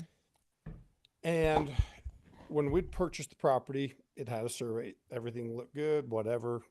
And we had to clean up there were some fuzzy lines around the property. As Kathleen might know. Yes, one of my lines was a little fuzzy. Yeah. And so, and our line with Jerry Fix to the north was really off. So we did a survey just to get it all figured out. And we submitted it to the county. And I come to Scarlett to talk to her about some of what we wanted to plan on doing with it. And she goes, Hans, you got a problem. And she turns the screen to me, and I have a parcel in the middle, in the back, that's deeded to a John Hatterley, and he died in 1922. And his estate was adjudicated in 1922, and that shouldn't be there. Well, we fast forward, we have a new county recorder, and the new county recorder would have never done that, they said. And it was just kind of an oddball deal. So we got assigned another parcel, is what I'm saying. Interesting. And so we had to go through a quiet title process, which was a legal process that took 8 months, 7 or 8 months, and several $1,000s. Had to hire an attorney, and then we had to sue the heirs to John U. Hatterley. And we did a family search. We couldn't find any heirs at all. And anyways, but we had to go through the court system to do that. Oh, interesting. It was quite a deal. So this piece has had quite a history. Yeah, I've been through the ringer with it, but Yeah. it's been good to us still. So what we did is we took that because North Atlantic Blackstone was interested in the parcel. We wanted to keep a part of it. And so we just did a boundary line adjustment is what we did with that parcel that was already gifted to us by the county. So, Got you. Okay. so we weren't really planning to do this, but it just that's how it all worked out. And it was about 2 or 3 years ago that we rezoned the front. Was that when it annexed? It was annexed and rezoned all at the same time. Because we went in with a couple of the property owners around there on the same And application. Blackstone did the same, and that's the same time that I did mine. That's correct, yeah. The Blackstone has all that to the south of you. Yeah, so we, Little Hatterley part at the back of it. yeah, so the Hatterley part is about where that little pond is there, and it was like 1.5 acres or something, I don't recall exactly, but, we owned, Then there was a we- triangle that I had. that's right, It was yeah. just a little teeny tiny. And, And then you kept the curved part with the burial ground of the hospital. well, that's our share of it. Okay. There's more to it than that, so that constitutes about 1 acre of it. There's about 2.5 acres total of it, so. And the rest of the hospital burial is to the south or to the north? I'll show you if you don't mind. Yes, Ryan's got it. So you'll see settling lines, and they come about right here. And it ends abruptly right there. So. Yeah, it's a lot of fun. That's all wet back in there. So a question for staff, if I can, Mayor. The property below that, North Atlantic's to the south, is still zoned for 100 feet of commercial highway district. Correct. Correct. And the back section with the RM18 is going to have those same asbestos building concerns. That's correct. Yes, but they have more virgin ground. Our plan prior to this, if you don't mind me showing, we were going to build here and along here and then in the back. And so. So That was Roger a- needed it for access, to do a road. We did have to have access, and How much does the road access cover that asbestos area? we don't have an exact, I can't give you an exact square footage, but the full road is It over, comes out, well what, over an like acre. 66 feet? Is that the standard It's city 66 foot wide profile? is what the easement is. Okay. And then, Come out from this entrance 66 and kind of follow that up. and so that, on that easement, total, it's, I can't remember, it's well over an acre. It might be closer to 2 acres. Is that going to be a public road or is that a private road? I would expect it to be a public road eventually. Okay. Our permit states it's public, and so back to where we're going to access it, I would think that it would be public, so. And we don't have a firm plan until, we don't have any concepts or anything like that until we know what we're doing here Sure. first. Understandably. I was just curious. Yeah. Looks like it's about 1.5 acres total. I don't know how much will actually go over the. The affected area, the Yeah, hospital affected area. burial. ground. But we've thought that for us, that we'd put that parking for any of the retail and any of the housing back there on that. And Roger isn't planning buildings over there. So I've heard mixing, I don't know what, he may have changed his mind, but initially he was think not they- going to put I'd heard buildings they're- there. more than anything, landscaping Mhm. is what is that fair? He wants it to have kind of a country feel right there. Keep the cattle. I think he liked the idea of It'll tear up the ground. not looking at apartment buildings across from his office. So Yeah. Yeah.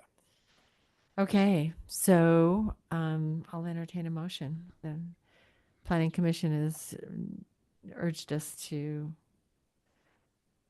accept this, but I'll entertain a motion. I'll make a motion as soon as I get back to it.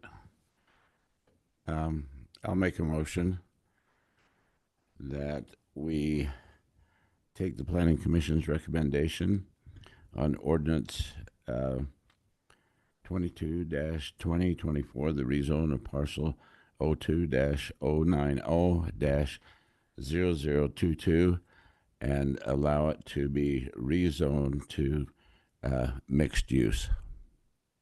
Okay, so I have a motion. I have a second. Does it need any further clarification? Is that No, that's clear good. enough? Second. No. I'll second it.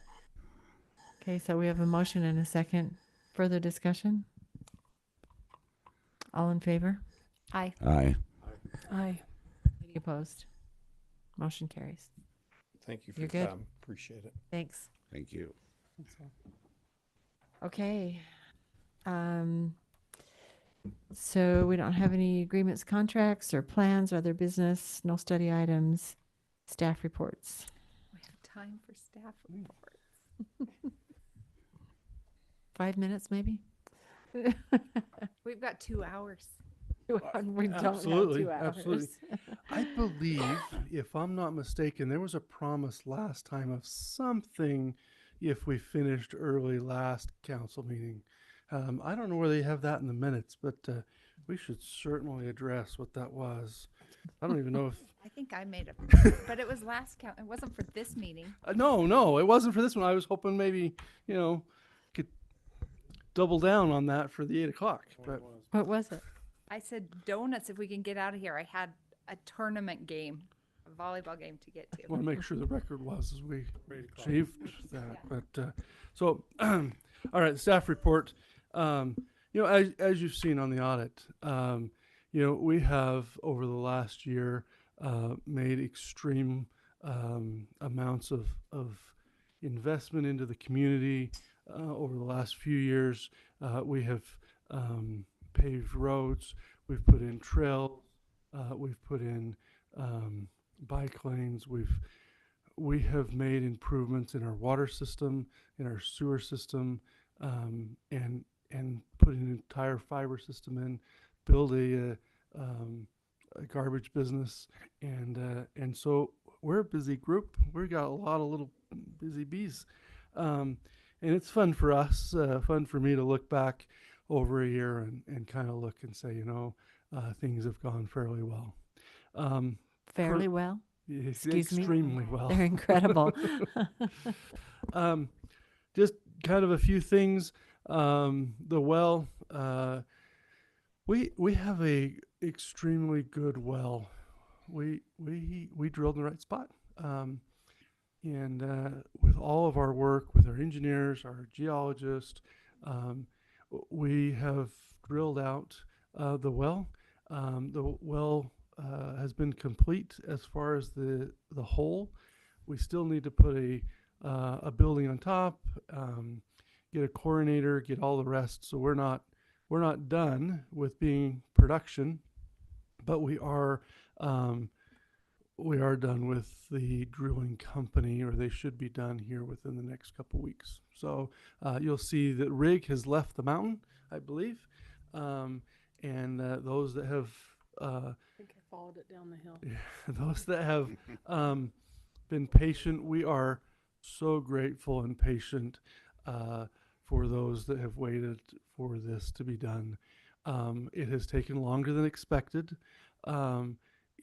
It's been a bigger deal sometimes than expected. They ran into a lot of a series of unfortunate events. They had to stop in the previous hole, refill it in, and drill a whole brand new hole, which honestly was extremely great for us, to be honest.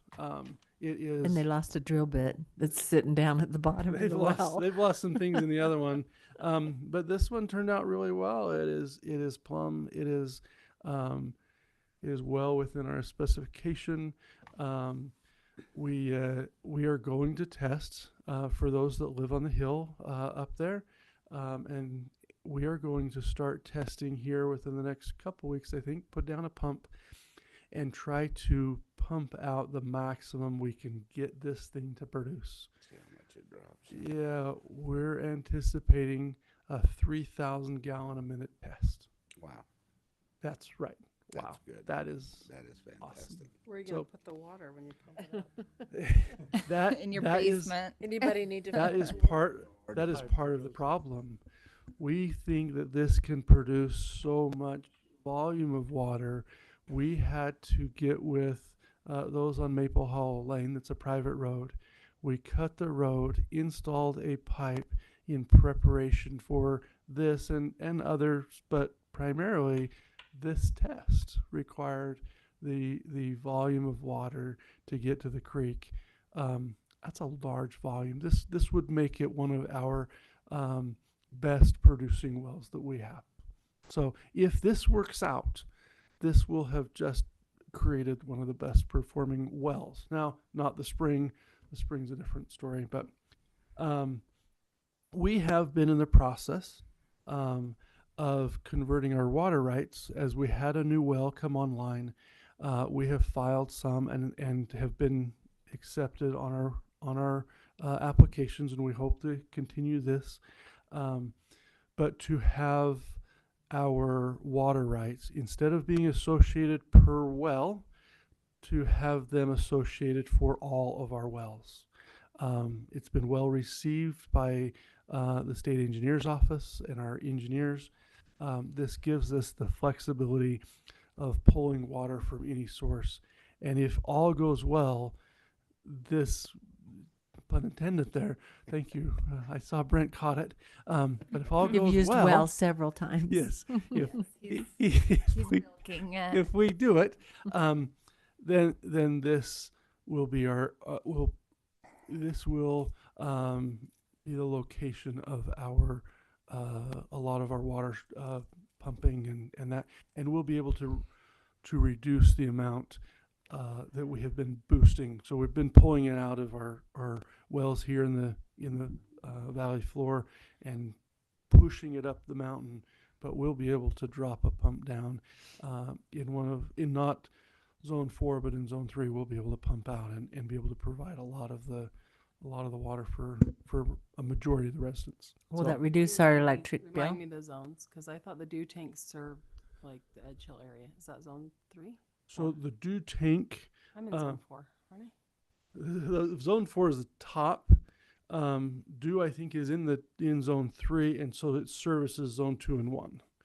So it can't service in the one it is in because it doesn't have the pressure to do that. We have to have it gravity flow down until we can get the pressure. So One 4 feeds is the- shoreline.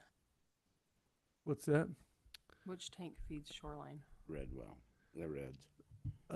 Probably Combs. Is it Combs that feeds the upper level? The Combs up the canyon feeds the top of our system, the highest of our system. Oh yeah, reds feeds. I thought we below. had to So- redo the gravity feed before their stuff got approved because of pressure.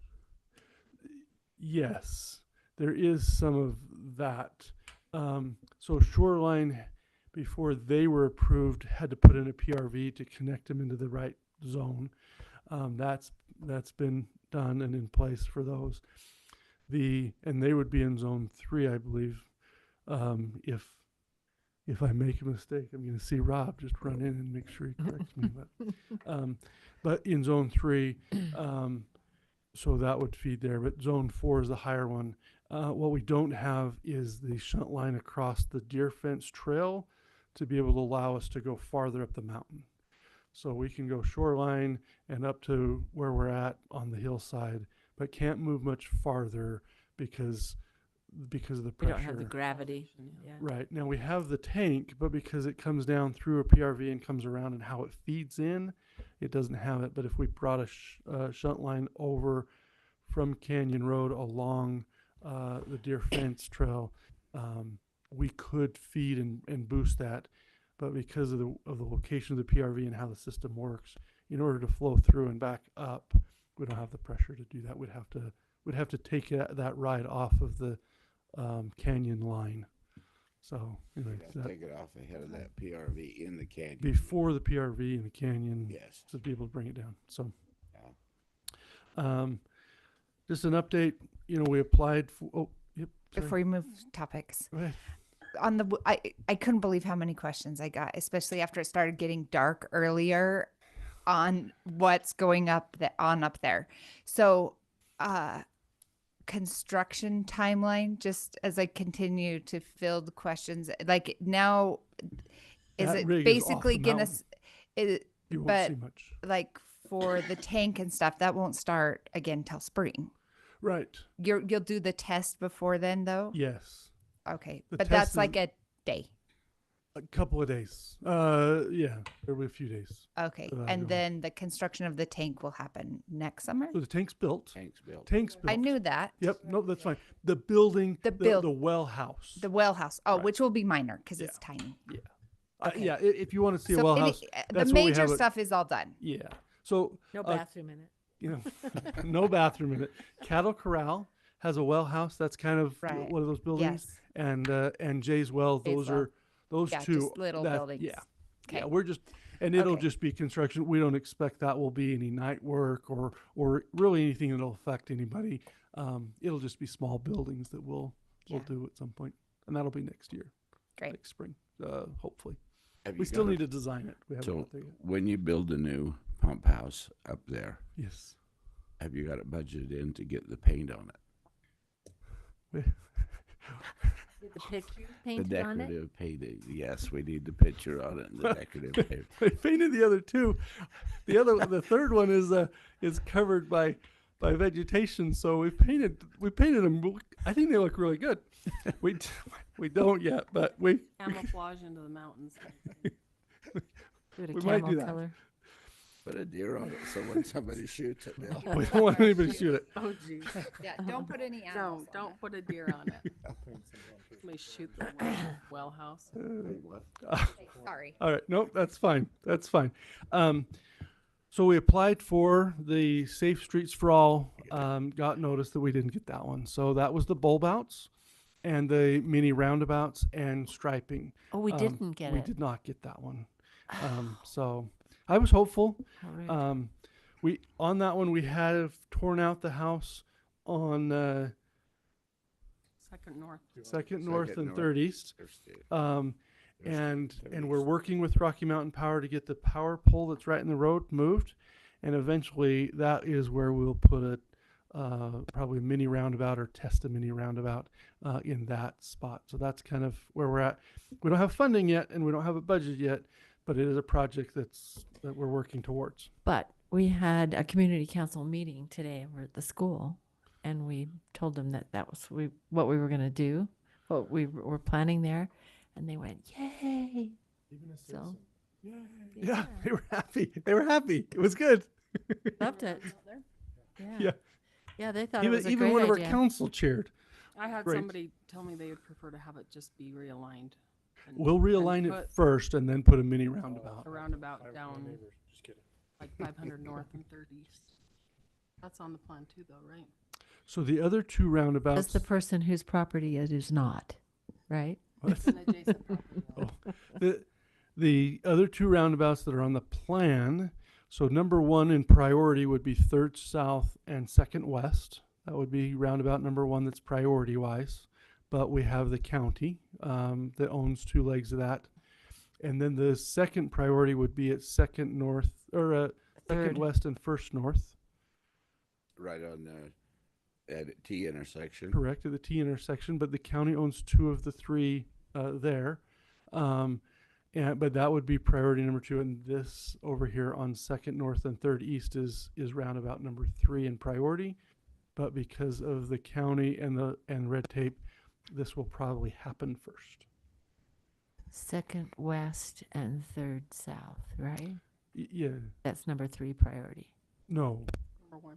that's That's number one one. priority. Okay. The number 3 priority is the one over at 3rd East and 2nd Second. North. Okay. Those are the same numbers without the different direction. So which one's number one? Who's on first? Yes, yes, yes. I was feeling that. But on 2 of those, we have to deal with the county for Second West. Right. Second West. Is that circle going right on the property there where the house was? No, It's all, I think this, we're gonna, well, I think we're gonna, well, we haven't had it designed. So this is just, concept phase before design, before any engineering is done, and they tell us we can't. But the idea would be is to realign the road that is on the north side of the intersection that goes up to River Heights, and to realign that so it matches, and then have a small mini roundabout, so that it'll be an aligned intersection, and have a roundabout there for traffic flow. We'll match up the road to the north, and we'll curve it around to it. So we'll fix that, similar to a road that Han was, that curve there. We're gonna do something similar to that to straighten that road out. By curving it. Yes. It's interesting, Ryan, that now that there's a roundabout over here, all the people thought they were going to the LDS church, but it's the roundabout church now. Yeah. But we did get the COG. The mayor talked about that on First South between Gateway Drive and Highway 165. I almost thought there was no chance. I'd really kind of given up on hope. And I was appreciative of North Logan taking out their extra project and really making it work. I really got to give credit to North Logan for being able to come in. Their projects were really well ranked.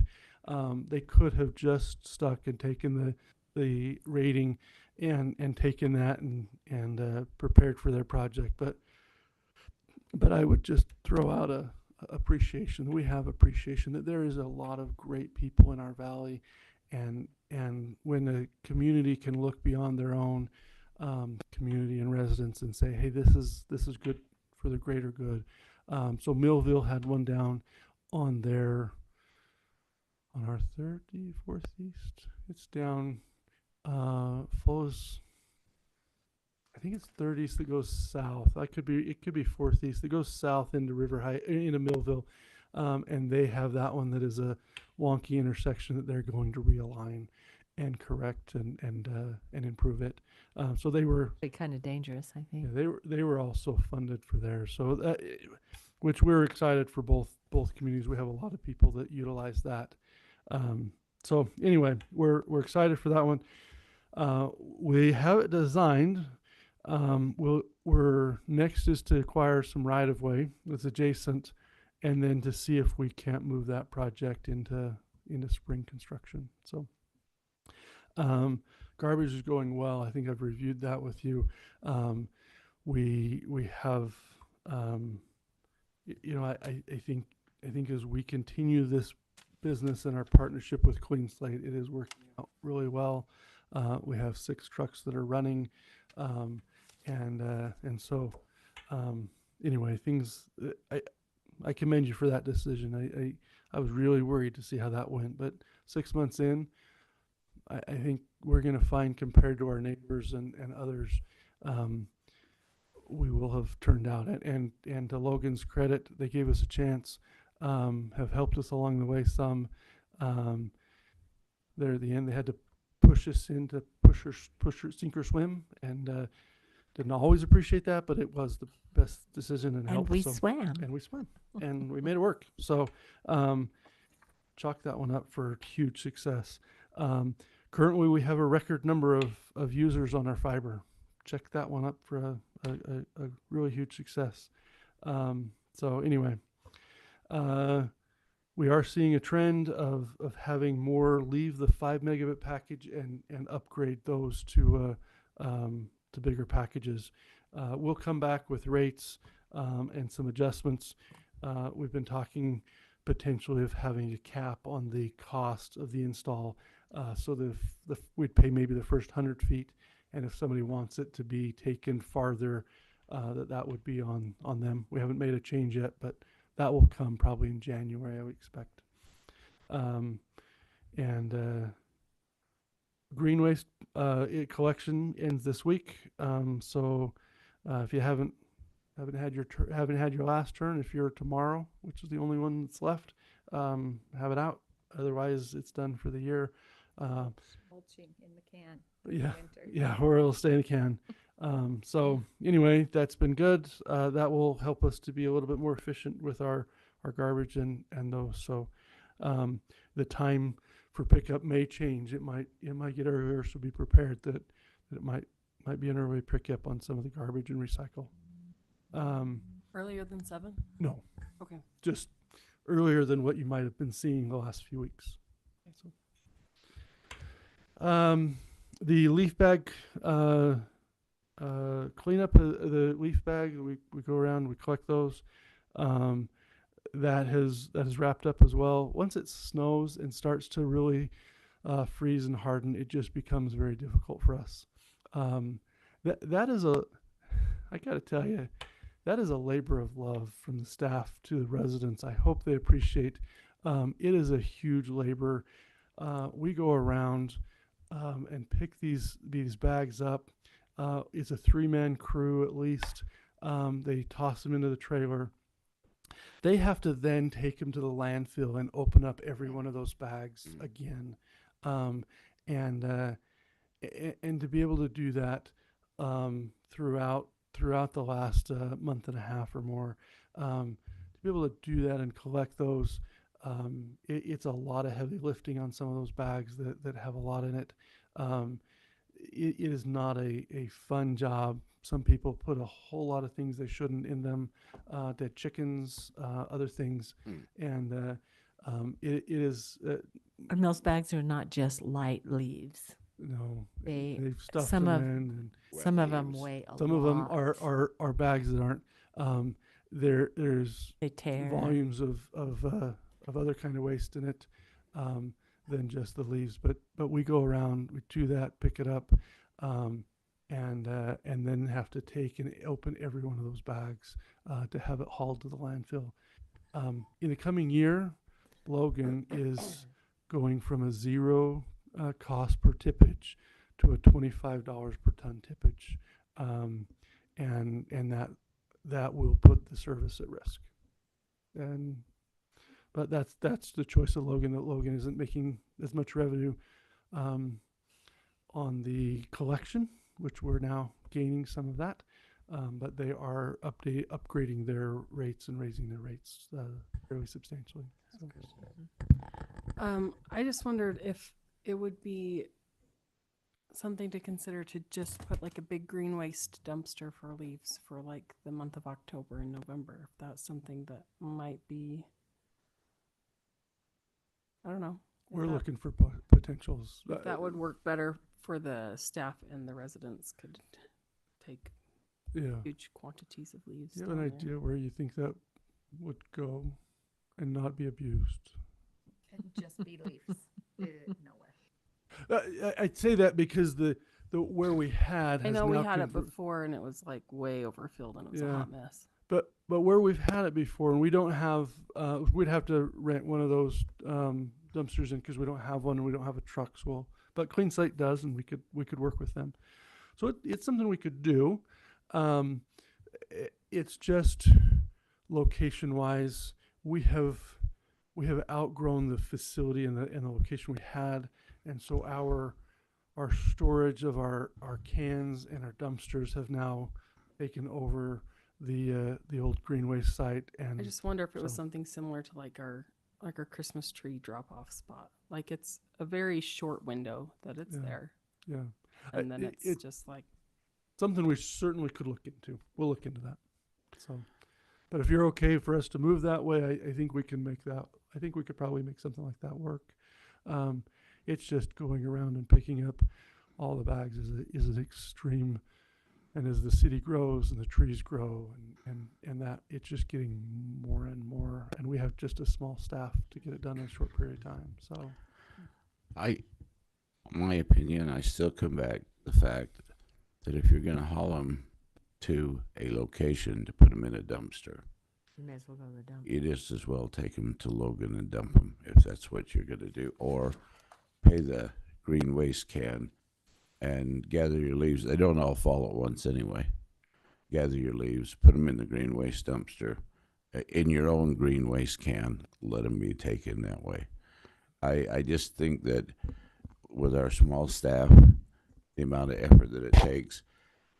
I know years ago we used to have spring cleanup, and we allowed everybody to put all their tree trimmings out on the street. And we spend a whole week gathering up the tree trimmings on dump trucks. I brought my tractor up, loader on it, put the tree trimmings on. We spent a whole week doing that, going throughout the city. And the city wasn't near as big as it is now. I say, if you're going to load them, I would recommend people use a green dumpster, their own personal. Yes, I like to help people out, but in all honesty, those people who need assistance, that is a good ministering project to do, to help them with leaves, which is going on. I see people loading them. My neighbor is not so that he can clean up his leaves. This past 2 weeks, they got loaded and hauled off to the dump. I think there's some things the city can turn over to the facilities we have already, and not put an extra burden on our staff. That's my thoughts. appreciate that. So, anyway, just so you're aware of where we're at and what the complication of that one is. The tree lighting we've talked about, December 5th. We're excited for that event. At this point, if there isn't any snow, we'll hold it in the Master Mechanic parking lot. That kind of works well for the flow of traffic and roundabout and that. So I think if there's not snow on the ground, we're going to move it this way. If it is, then we'll probably move it to the church. But we've worked with both to work that out. So anyway, we're excited for that one. We invite everybody to come. It's a great event, and it grows every year. Santa is there, and if you make sure you tell him what you want, I'm sure you'll get it. So Get there early. It'll be in a long line. it's a long line. Starts at 5:30. Yeah, I believe so. Santa will be there at And 5:30. lights on at 7. So basically over at 7. Yeah, basically. Buy your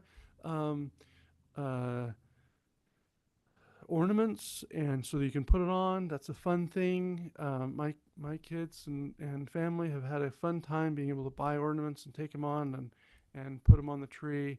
And it's a lot of fun to see those. And then as you drive past, your little ornaments up there. So, and it goes to a good cause. And we always do a really good donation. Who are we doing the donations to this year? I think it's the family place this year. Is it? Okay. So That's who it was last year. yeah, I believe that's where we're going. So anyway, full transparency though, my wife does work at the family place now, so she hasn't passed, but anyway. So if you need marriage counseling or whatever. So, anyway, it's doing well. Yes, please. All the above. Just a plug. Anyway, sorry. I met with Rocky Mountain Power. It was a good visit. It's good to meet with some of the other utilities that operate in our city, and that is one of the major utilities operating. Now that we have our own fiber, we take care of that the communications utility, and so it really leaves Rocky Mountain Power as one of our big partners in that realm. They are going to start soon working on trimming trees. So if you see trees in areas of in question of what they're doing to trees, understand that Rocky Mountain Power is coming in and doing a fairly big tree trimming inside of Providence, and so they're going to start that. I don't know when, but I think they're going to come. So not a city project. So if you see a tree trimmed that you thought we were saving, know that that's a Rocky Mountain Power issue, not a city issue. Just saying, we don't control the power. But a couple other things. Rocky Mountain Power has recognized Providence as somewhat underserved in the power. We have seen a huge amount of growth, and they are looking to plan some redundant routes this year for emergency stuff. And they're looking to, in the next probably 18 months, to build a fairly robust backbone through Providence. I'm not prepared to show that map yet because it's still in a very draft stage. But this is probably one of the largest power improvements you'll see in your term of office. So Good. anyway, very large. Anyway, So they'll have to set some real high poles then if they're gonna bring in more power. or loop. that? Or looping. They're gonna loop it. I think they're going to add to their transfer station. They're going to look at power coming to a few different ways. I think they're upgrading power from the Deer Fence Trail all the way to CCID. They're going to find that whole corridor that they're upgrading. They're upgrading all. Their map of what they were upgrading is going to be great, but it's going to be an impact. So we should be ready for an impact. It's interesting, the higher the voltage, the higher the pole has to be. Some is underground, and So they're gonna put some so underground. there's some that'll go That'd be underground, good. but they'll have to increase the size of conduits, and Sure, it will still be a fairly major project. okay. So, and you look like you want Question. So As we're talking about utilities, do we know the age of the gas lines through our city? we have met. Watch the After news. those South Yes. Jordan. Horrible. Yes, we tragic. have. We've met with Dominion Energy since I've been here, probably 2 years ago, I think. We met with Dominion Energy before we started our, well, we don't talk with everybody in the city about our project. We do talk to the other utilities. And so before we started our projects to repave roads, we visited with Dominion Energy about their potential of moving stuff under the ground and what the age of their pipes were, or what the age of their conduits and pipes are, and the condition. And they've told us that a lot of that is in really good shape. We don't have the problems that some other areas have, as they have been able to connect or tap into those. We had a really good report that things were in good shape, and they chose not to replace while we were digging up the asphalt. So it's just a good sign because they feel like their infrastructure's sufficient that it didn't need to be changed in the next 10, 20 years. So, yeah, That explosion was because there was gas leaking under the ground. It wasn't leaking into the houses, but it was under the ground, and that's why it exploded. Yeah, sometimes those soils will eat at that and corrode that pipe. We've seen some of that. I mean, over time, honestly, we had a pipe up in your area, Water pipe. a water pipe, a water line. That the soils were so corrosive that they ate the bolts around the valve, and it eventually popped. But our report and our discussion with Dominion has given us a positive report that feel like those were in good shape, so that we didn't have them change. Otherwise, we would encourage them to change when we open and repave roads. I think everything the gas company put in has been wrapped and protected when it was steel casing. Now they've gone to plastic. But I think everything they put in was wrapped with a protective coating. I remember when they put the pipe along the highway, 59, 62, somewhere along at 57. I don't remember those. I do. That was a big deal as a kid watching them put in the gas line. But yeah, it has a protective coating on it. And so I think they've allowed for an extended life of steel lines. Anyway, at this point, that's the report we've gotten. So I pass it on to you. But it has been a couple of years since we visited with them before we were doing that project. So we have asked them, and they've offered that they are going to do a evaluation of our streetlights. So all the streetlights and evaluate how many we have. And how many what it would cost to upgrade to LED, so that we could be a dark sky compliant city. So they are working on that. They'll get us that back in the next couple of months. The requirement is that we would upfront the cost of the bulbs and some of the equipment, but then they would change us from our rate down to a lower rate because it would use less energy, and for the other cities they've done that for in the valley. So there's 2 other cities that do have these and are dark compliant in Cache Valley, dark sky compliant that way. There's 2 other cities. I don't remember what their name, which ones they were, but I do know they said that they had 2 others they had done, and so we would pay up front, and then we'd kind of expect a return on that investment in a 2.5 to 3 year period of time is what they've kind of seen. So anyway, that's Rocky Mountain Power. One other thing to add, we have a lot of people have probably been seeing us and some of our subcontractor crews going out and changing water meters. We had in this year the budget to replace about half of our water meters. We've had a lot of them age and a lot of them start to not be able to function. But with the AMI, the automatic read tower that we have, we are now able to read every hour for the water for those new meters. We're able to read those meters every hour, and so get that data back. Eventually, we could potentially be able to identify water leaks and loss of water long before it surfaces. At this point, with knowing where the meters are and knowing on the user side of that, there is some point in the future we could get a customer portal, but that would cause an increase in rates if we do that because it is a costly upgrade.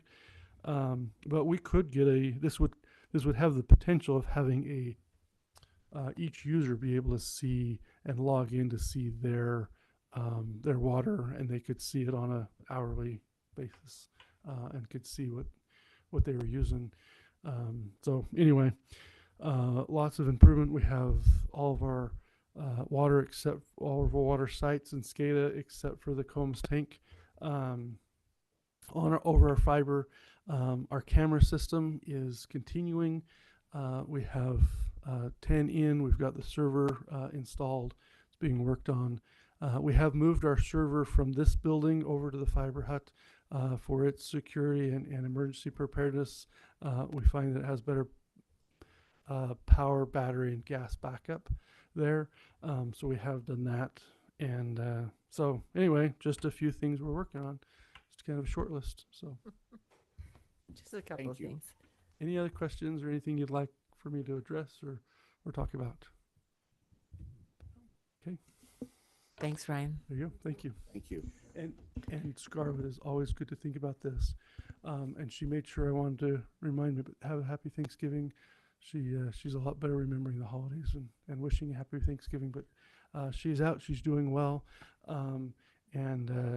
So we hope to see her, back soon, but not before she's ready. So anyway, we're excited that It'll be she's nice to see her walking without Pain. horrible pain. Yeah, that's our hope. So anyway, if you keep her in your prayers, that she'll have a good recovery. But we're certainly excited to see her, and she's been missed, but we're excited for her future health, and so we're happy for it. So anyway, thanks.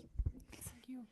I appreciate Ryan bringing up the fact that I owe donuts. I put it on my calendar for next month. So come 10 minutes early next month. Okay, one more thing. The Utah Trail Network, it's a UDOT program. They're having a meeting, and I will not be in town. It is, I sent that to you earlier today and asked. Oh, yeah. Janelle said she'll be taking her daughter down to the mission home and won't be available, but I would like to have somebody attend this. What's the date again? The 10th. The I think it's 10th. At what time? December 10th, 2004 at the Riverwoods, 2 to 4. Yep. I can do it. Okay.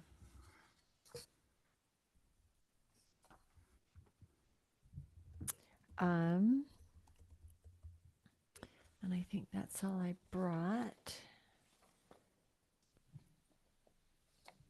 Okay. So I'll entertain a motion to adjourn. I have a quick question too, not to Yes. prolong things, sorry, but That's okay. just a matter of procedure where we skipped item 4. Does that get pushed to a future agenda or is it basically considered case closed? No, if we were going to just deny it because he didn't come, we would have said that. So we will put it off till the next meeting.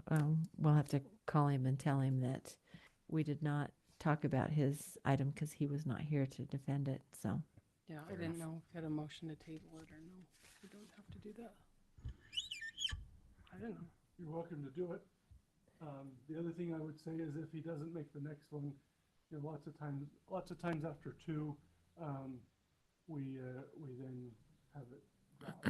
he has paid $1,000 to Yeah. have us consider it. So I would like us to at least consider it. But if he's not here to speak about it, it makes it difficult for us to deal with it.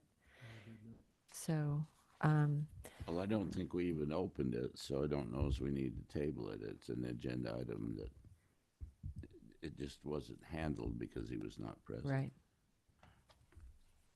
But our plan would be to bring it back at the next meeting. If he's not there, then we would, if you table it at that point, we'd consider the application complete. And so, anyway, we hope he shows up next time. Yeah. Okay. So, entertain a motion to. I'll make a Adjourn. motion to adjourn. Okay. I'll Um, second.